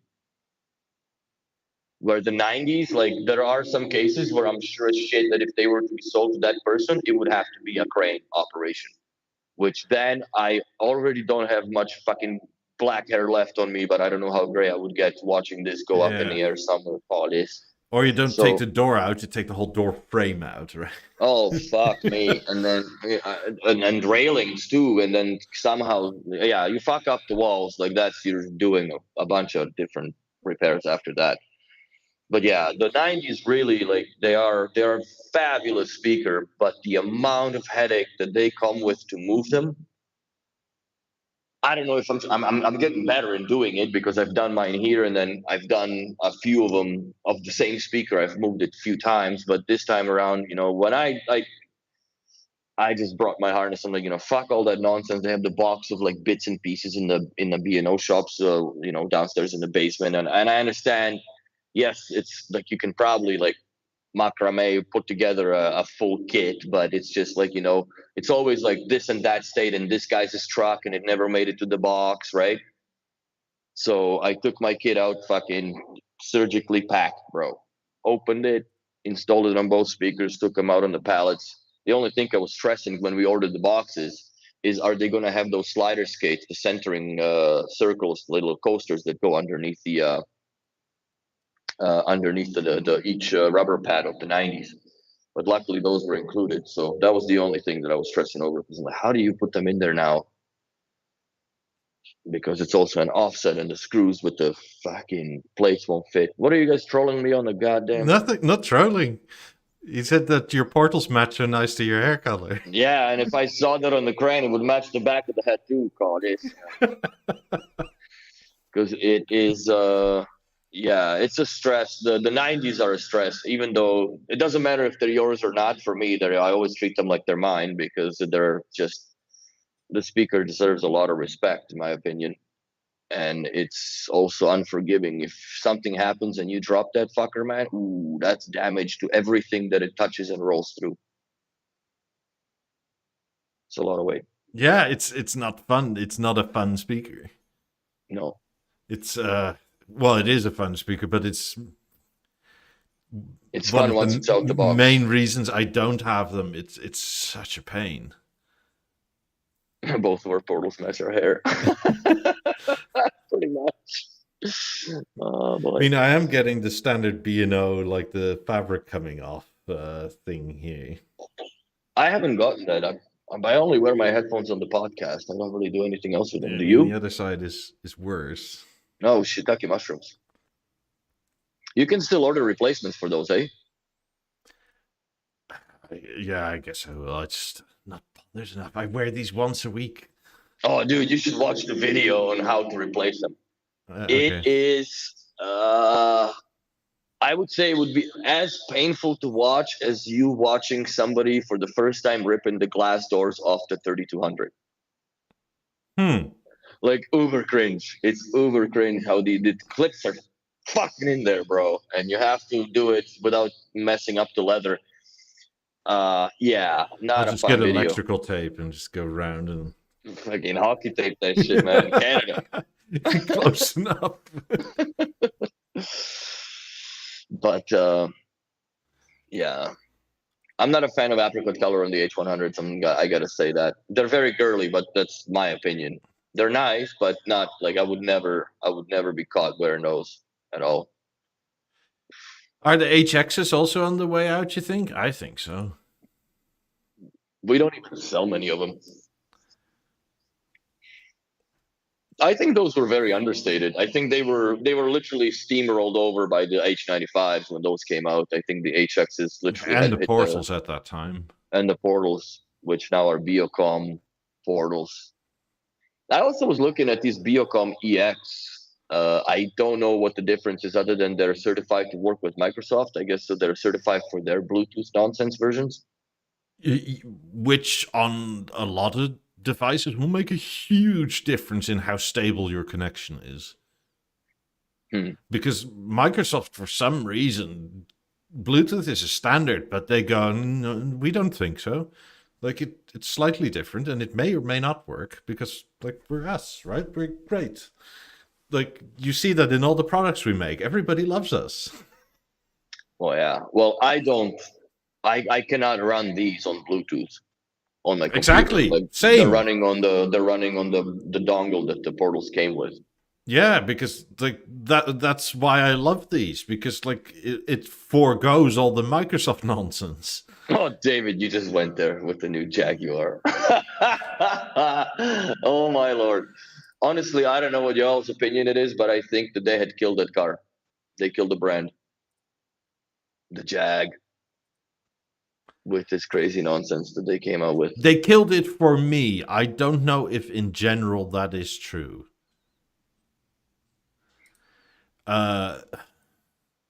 Because they're going all electric from here on in, right? Like they're not making any more like SV8s or V8s or anything that fucking roars or anything they're known for. Like that's all out the window. Oh, they're so finished because they just had a recall on their stupid electric car. They think they recalled like 55,000 models due to fire risk fires. But yes, you're right, Max. It's the most attention Jaguar ever had in the history, for sure. Because that ad, like, it makes absolutely zero sense. There's not even a fucking, not even a Lego wheel, for God's sakes, in there. Speaking of Lego, which, Jag did what they did. I'm buying the Ferrari Formula Speed Champions, bro. There is a B&O logo on the back of the Formula. So it's the first Lego set ever that has a B&O logo in it in history. So I think everybody, just like everybody has the Apollo rocket, you guys need to buy a Speed Champions Ferrari. It just came out, and the B&O logo on the back by the muffler. I think it's gonna have two then, one from each side, I guess. I mean, the weird thing is when you type in Jaguar into Google with ad and you look at images, right? Like you only get a few things about their new ad campaign, and all the old stuff you still see, and all the old stuff is just cool. Mm-hmm. Like they've made so many nice cars. It's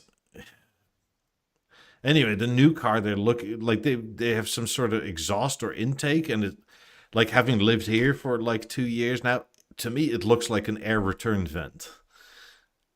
Oh, that new Jag design that they did? Yeah. That looks effed up, man. It's like they're trying to be the new Tesla truck. but in a sedan version, more or less. Like that's Yeah. those sharp lines with the hood fan that doesn't make any sense. But to change topic a bit, Ed Wortham is asking, I have a BeoVision 12 and activating the autocolor measuring function. The TV goes through the process, but does not comes back with calibration fail. What am I doing wrong?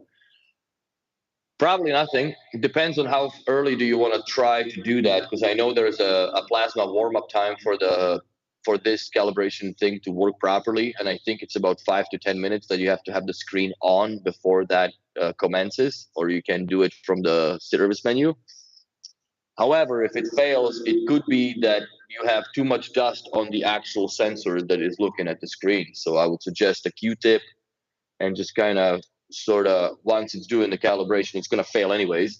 Just try to clean it with a little bit of rubbing alcohol, whatever, just right on that top of the pan, I guess you can call it. And if that doesn't work, then your auto calibration sensor has gone, and there is no hope, essentially. The auto calibration sensor works, by the way. It works very well. Because I had seen it when I turned mine off in my BeoVision 9 for 4 months, and I turned it back on. It corrected the pictures quality pretty good, but it also had failed. Yeah, dust is generally the problem for any of these Same for the 9000, Beosound 9000, right? Like, oh, the optocoupler, especially in and the then position like like the I have CD goes like really slow, or you go like, well, why the fuck is that thing going so slow down, right? It's like, oh, just do that, and it's like zip, zip, zip, zip. It's fine again. So yeah, I would do that. I would also, if you have compressed air can, which are also, I don't understand why compressed air has become like $16 per bottle of it.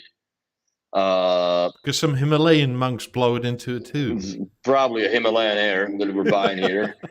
Probably from fucking Kananaskis in Canada. You know, the fresh air you blow onto things. Maybe try to do the. Maybe the actual reason is that China like took all the smog out their air, so they actually put clean air in.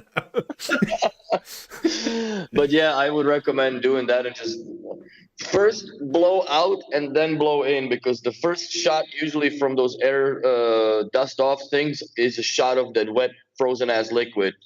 So just shoot it in the air before you actually go in, and never tilt, because then you're gonna fucking freeze your shit up. But I would try to do the dust off, or whatever it's called on your part of the world, and definitely wipe it with a Q-tip. You are, if you are a nerd enough, you are able to buy anti-static Q-tips, which doesn't really make any difference. The only difference is that they don't fray, so they don't leave any hairs and fibers and shit on them. They're very, very tightly wound. I have them, like I use them every now and then. They're very tightly wound. So that's the only thing. Or like the makeup pattern removers that are made out of the foam, you can try to do that. Microfiber cloth? You won't be able to fit it in there. It's too close to the screen. But I would do the Q-tip and a dust off, and it should come back. If it doesn't, then it stood its test of time of 12 years of doing it. Depends when you got it, but BB12 has been around for quite some time now. Yes. It's picture-wise a decent TV, but it's kind of... It was the best plasma screen they had ever produced, obviously. But, you know, obviously, with respect to Sandeep's zero gap tolerance, was the best, flattest ever screen you could ever get. And, yeah, it stood its test of time. It's a great panel. But plasmas, yeah, they will outlive you. The camera, ding dong, probably will not. Mine stopped working a long time ago. But yeah, the picture is still beautiful. Depends what you have it on. If you have it on the Beosystem 3 with the newer cable boxes, at least here on the North American side, then they start to develop a little more jitter. I think they're becoming way too digital for the inputs that they are used to. And also they're much harder now to update the puck tables for some reason. That they don't like to be plugged into the software tool anymore, or service tool. Sorry, it's gonna snow tonight. Fucking hell, I know it. Yeah, it's cold here too. It's like, what is it? It's like 12 degrees today, something like that. Oh, that's gold for Florida. I think it's -1. I mean, we got into the car this morning, and the car said that in the garage, which obviously is attached to the house with doors shut and everything, it was like 16 degrees or something in the garage. Ooh. Well, so after like, I don't know, like 100 yards down the road, right? Like the car said this was what, 8:30 or something. It said it was probably like 8 degrees out or something Celsius. Also, that's pretty cold. Yeah. I'm not used to this anymore. It's cold. Well, you know what? I have to say I'm glad because Calgary is already under a thick ass layer of snow where we are surviving it pretty well. So far, it's dry. It hasn't snowed yet, but it was a Yeah, little bit of a I black saw ice on some Friday weather morning. thing. Apparently, Buffalo, New York, like tonight or this afternoon, can get like up to 5 feet of snow. Oh, fucking good riddance, y'all. Yeah. I'm not. 29 degrees in Australia. Jesus. No. Yeah, that's what we usually have in like most of the year. But I guess it's finally winter.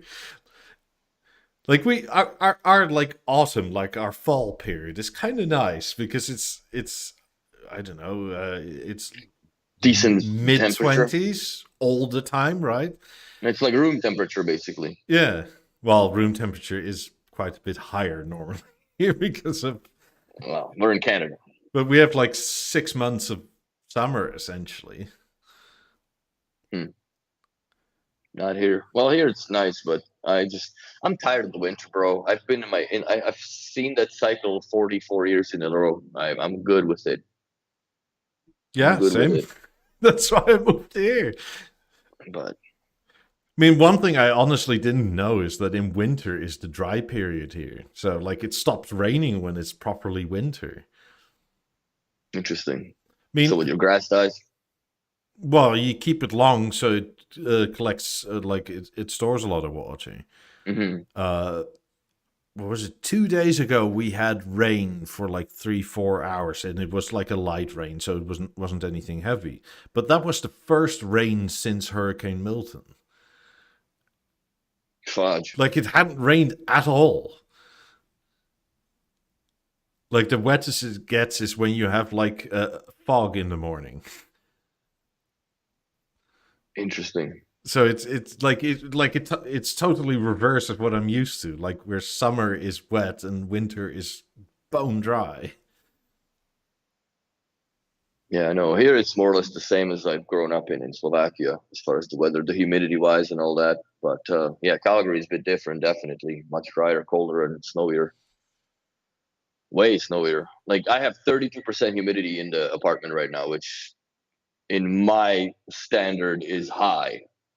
Like to get 32% humidity in Calgary, I would have gone through 36 liters of distilled water a week Yeah, in that's crazy. in three humidifiers. I remember, now that for the shits and giggles, because I haven't had that transfer pump that I used to use for transferring the water, right, Yeah. from those big bottles into my humidifiers. I turned it on. Still works, man. After 2.5 years of being shut off, Milwaukee transfer pump. Woohoo! Yeah, It good works. stuff. But yeah, I wonder what's going to happen for B&O's 100th birthday. They have one more year to go, so we'll see what the iconic piece they're going to come up with. Are they going to come up with a new soundbar per se, or are they going to come up with an iconic speaker of some sorts? I think Soundbar, it seems unlikely. I think if anything, what will make a lot of people happy for their 100th is a bunch of software updates. Like because even being a Manchester Ian, right? Like he said that apparently one of their next videos is going to be attaching eights to a stage. that is interesting that they're going to come up with that. I don't know how they're going to do that. Like, But it makes sense because if you think about it, like the stage and the setup act as an access point. So it does transmit Wi-Fi access point, right? So are they utilizing that feature in order to connect to it? yeah, I don't know. And really, is ASC that? Or yeah, if they're doing it with Billy, Almando, that's a yeah, different but story. they said no. They said no to that. They said it's native, like it's in software beta right now. Like how Fuck, I'm true not in that that is. software. What maybe they B&O has another box for it or something. I think actually maybe because they've decided that the contour is too important. Which makes complete sense in my Yeah. opinion. Like how that is possible, I have no idea. There's the DPL doesn't run on WiSA. The DPL doesn't run on WiSA, Matthias. It runs on it's basically its own. The theater here, I have it at DPL mode. It runs its own access point that the emerges are connected to. They do their software update via that connection, and they get signal to play the effects as surrounds from that connection each. Yeah. They're both connected into that. So if that works, then maybe the limitation will be 4 speakers, which would make complete sense with the stage because you can do a full surround system, a 5.0, Yeah. right? And run it off of the access point that the stage does. Now, is the ASC platform capable of processing that? That would be I my biggest question. I always thought no, though the stage was sort of its own within the ASE bit. Yes. Because it was the only ASE thing that can do no latency HDMI control and stuff like that. Hmm. But I want to see how this works. So do I. I'm very curious. I haven't heard of it, and I'm in the beta program. I haven't gotten an email testing that stuff, but maybe I didn't get an email because I don't have a stage enrolled in my portfolio for beta testing. I don't know. I might talk to Kareem and just snag one for a fucking week or two in my house and see if that works. Because then technically it should work with emerges as well. Yeah. I don't think the sales would explode if that happens. I don't think even they're gonna cannibalize the theater sales because it's a different animal on its Yeah, own as no. far as the whole thing goes. But for me, I would really need to see it work because I have a real doubt that these things can handle that. The stage and what's the distance limitations? How far can you go? Apparently, with the B&O Moments thing, it's on offer now for $1,500. Yeah, that's insane.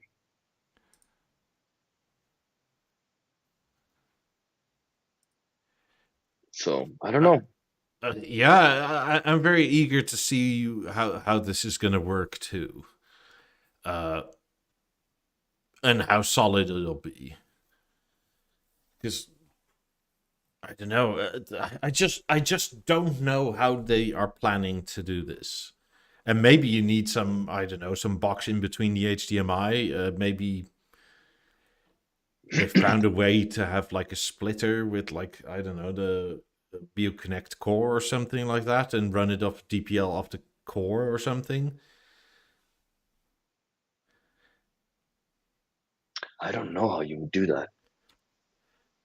Again, it's regardless, it's weird, right? Because we're gonna essentially have a sound bar that's $1,500, and the cheapest speaker you can attach most likely to it would be an Emerge that is almost the same price for Yeah, one, because the not for black one two, is for disconnected. one.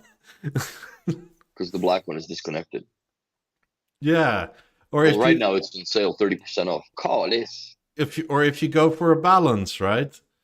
Mm-hmm. $3,300. So that is 2x the price for one surround speaker. Like if we go for Beoplay EX, that's like it goes even more.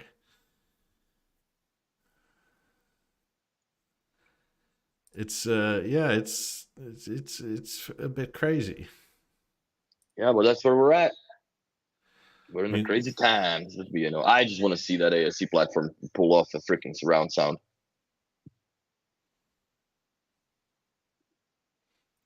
yeah, same. I mean, that would most likely change my location of the eight. Oh, that'd be crazy for you because you could actually use it. Yeah. Yeah, apparently the aluminium one is not discounted here in the US. And for some Interesting. reason it is in the UK. Hmm. without Google Assistant. I'm kind of glad they've gone away from that Google nonsense, even though I still use it here now and then. I've Now always that I got hated my it. level reset. Well, I love specific things that Google does. Other things like their AI and voice and stuff, it's like, it's so horrible. Please get it away from me.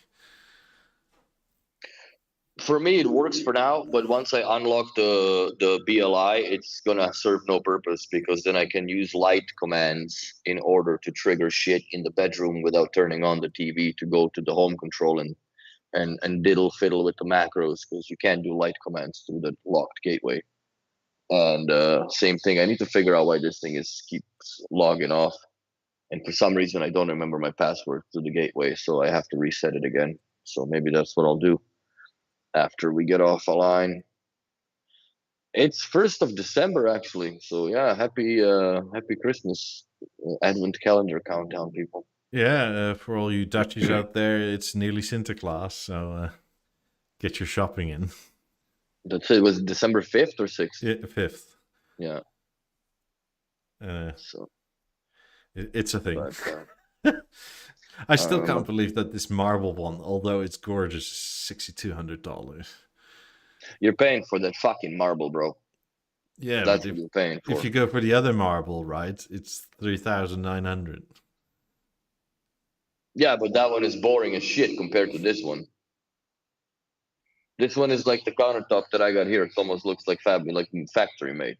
The other one is, that's a real rock. This is real rock too, but it's just I think the price of that rock is completely different. Yeah. Max asks, am I concerned about the potential tariffs for B&O? Yeah, absolutely. That's why you're loading up right now, bro. On the other hand, like, what else do I need in the foreseeable future, right? Yeah, I'm pretty happy with what I've got. I don't really have, I'm at the point where I'm justifying, do I really need these emerges here, or do I just put them back in the box for now? I'm to the point where, I guess the bathrooms can have, active speakers in them. Well, I put a level in a bathroom, so I'm already done that. Yeah, but, the only bathroom that gets used to that point is our master shower, right? But I still need to redo that, so, there's no point in putting anything in it for the moment. Stereo pair emerges, bro. I mean, I have an A1 I don't use. It's sitting right here, right? That can go into the bathroom.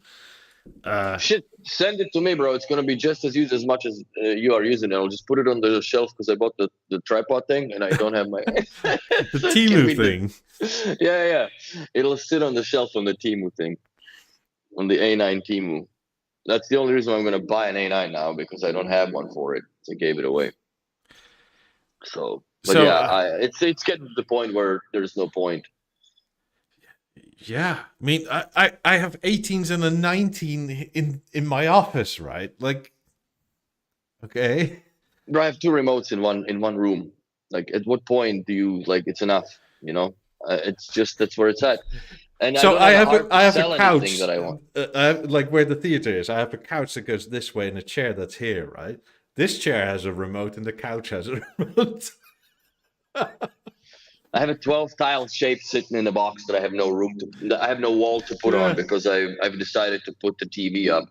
I actually should have put the TV here. The V1 should have been here. It'd be fucking stupid to have two TVs beside one another. If I do this, right, I can touch my moment. But I have a remote for it right here. I don't know what to buy anymore. The only way up is 90s. And I kind of don't want them. Though I want them. Why would you need them when you get two pairs of 50s, bro? Yeah, and there's 8s on the ways. I guess I can put a TV in another stage in the guest bedroom that nobody will ever use. But why? Yeah, it makes no sense. I mean, there's an M3 in that room, and nobody ever touches it. Maybe you and Megan should start arguing more often, and then you have to use that room. Justify that. Oh, I forgot. Yeah, you still have a set of ones. Yeah, right here, sitting and leaning against the other I wall, have right here. nowhere to put those, really. Well, you better make fucking room because I have my own pair. I will make room, but they'll probably end up behind me over here. I just put them in the garage, man. Have some music in the garage. When then one day you're gonna go and pour in like windshield fluid in, so you have some good music to do that with. Mike, yeah, he's got a H100s, but they're not podcast rated. Well, there was a birthday gift. So there you go. So did I buy them? Technically, no, because they were birthday gifts. Thanks, Ed. I really appreciate that comment. But yeah, it's yeah, we've been here for quite some time. Even today, I think we've been here for long enough. But it's appreciated. Yeah. I want the 97-inch OLED, but that's not technically a B&O purchase, right? Also, it's too expensive. I'm not paying that for that. Not right now. I think it's an insanity for what you get. I think I saw one where Black Friday deal, and it was like 18 or 19 grand ex sales tax. It's like, yeah, no. Wait for that to come down. It'll come down in price. Also, in like 3 months, they're gonna have a new model. So, like, how is this a deal, right? Like, I'm thinking I'm gonna run the warranty out on the 65, and then I'm probably gonna end up buying an 83 once I'm in Florida. Yeah. And get the wings made for it, because I don't know. I don't think there is a custom any modification to the stand itself. No. Absolutely not. It's just the wings. Because I stood on the motherfucker, man, and I'm way heavier than the goddamn 83, and there was no issue. Oh, the stand easily holds 80 kilos up. Yeah, so I will consider that. It'll look nice. I like the look now that everything is in the same height plane. The 90s, excuse me, the TV, the 9000 is a little lower, but and then the 18's in the back. I need to get the 9000 back up and running. I think I'm gonna do it this week, one of those nights. And before I start my Lego bulldozer build. Yeah. But Paul says, shame B&O don't support other TV manufacturers. Philips have an 809 OLED 77 with Ambilight for 2K, and it's LG is more expensive. Well, they do, right? They do and they don't. Like, it works with the theater just fine. It's just you need to use You won't have the interface. And I think the reason why they do that is because they don't want to associate themselves with the lower grade quality display panel manufacturers. And I'm not meaning that as an insult. It's just they have a deal with LG, which is, in my opinion, one of the best screen manufacturers currently on the market, bar none. And I think it's also, quite honestly, coming back to the big company, it's Google, right? Like, I think that most of those TVs from other brands run like Android TV. Yes. Like, and will Android TV let you use tertiary remotes like that and give away the source code? Yeah. I think that, yeah, if the Sony TV is better, maybe it is better, but that's just their algorithmic solution to it, because they are running on LG. Exactly, Grant says they're running on an LG screen. Like, at the end of the day, the quality that you perceive as a human being to the eye now is more relatable to the software within those panels than the panels themselves, because we've reached a point where, like, the only thing that you can really improve on them is the luminescence, so they can compensate for super bright places. And I had done installs in fucking fully glazed houses where it's an insanity to watch TV because it's so fucking bright. And that's the only thing that they have left as a game to improve on. When it comes to the picture, it literally is algorithm. That's all it is. It's how the Sony feathers their processing towards some colors are differently vivid and whatever. With LG, like the G2 panel that I have, I don't have any issues when it comes to color. Yes, if I had a Sony fucking whatever side by side and ran the same stream and compared, oh my God, look at the greens are greener on that side and blah, blah. As a client, you'll never see it, first of all. And second of all, since the introduction of the picture AI wizard on the LG screens, that algorithm and the math that goes into the picture quality that is perceived by the client themselves has gotten miles better, because I do run those people through those fucking photographs, and they go through it, and the picture does make a big difference afterwards, and it's processed based on how they perceive the color, not just how, let's say, the Sony engineers perceive the color. So that's my argument to that. And it's, like, everybody's grass tends to be greener on the other side of the fence till you cross it and you figure out that it was painted green, but it's not real. So, well, it's I happily agree that Sony makes this superior TV, but the margin is like, it's only big if you zoom into it, right? Like, it's not like you're watching a 720i or to a 4K difference. Like, it's percentages. Like, yeah, you're not comparing DVD to a Blu-ray quality at all. Like, no, it's also marginable. It's also one of these things where, unless you're super sensitive to like some ghosting, right? Mm-hmm. Which most people probably aren't. It's only something you'll see if it's right next to each other. Like, Yes. if you're literally doing the comparing thing. Also, to Matthias' point, yes, I stream, but I do. If I do give a shit for a movie, I do have an actual DVD or a Blu-ray a Blu-ray rip of it, like 1-to-1. So it's a 45 to 60 gigabyte file, and this goes a few episodes back when I had this discussion, and more or less like, it wasn't an argument, but to prove the point with my girlfriend when we're watching movies.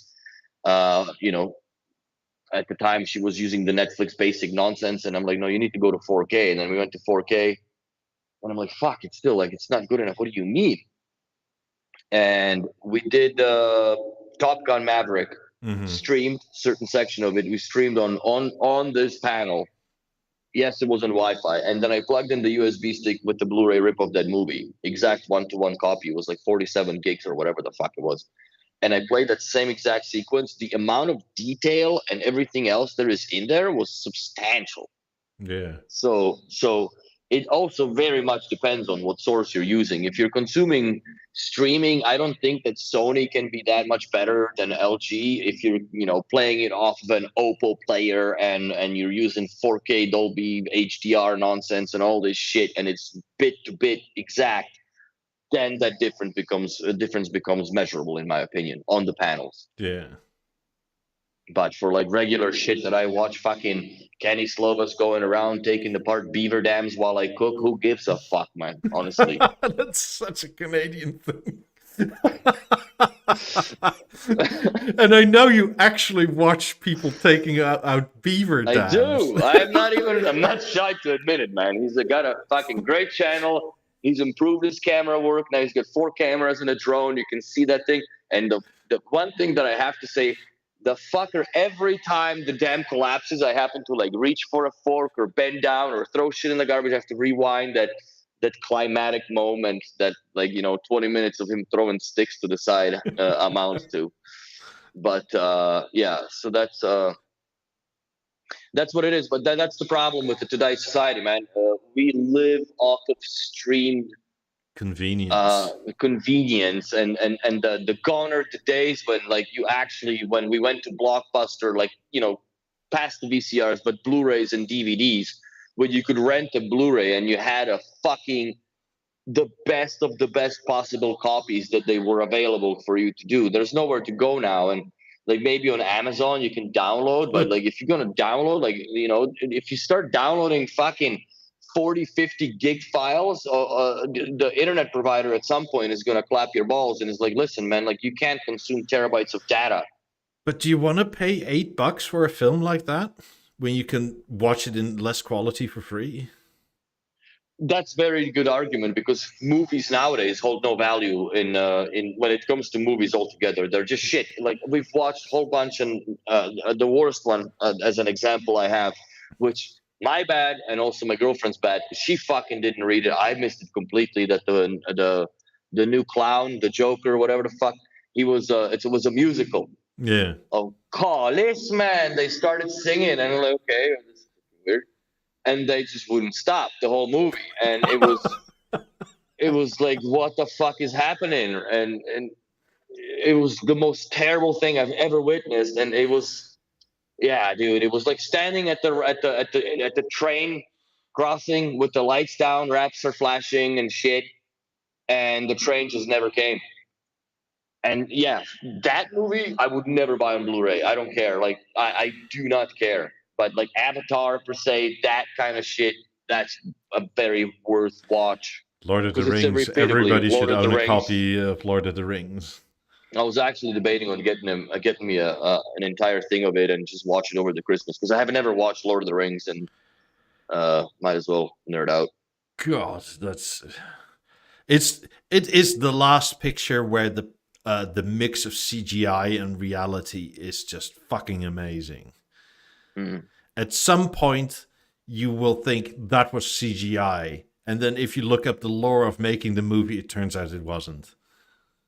No, I watched a lot of stuff how it was made, but I never actually watched the damn movie, so I might have to do that. Yeah. But Anyway, I'm gonna call it for this week. yeah, we're 15 minutes over time that nobody pays us for. So. Leave a like and subscribe if you haven't yet already. Thank you all very much. Stay safe and have fun, and happy Sinterklaas. Bye, Thanks for everybody. watching. Bye. See you next week.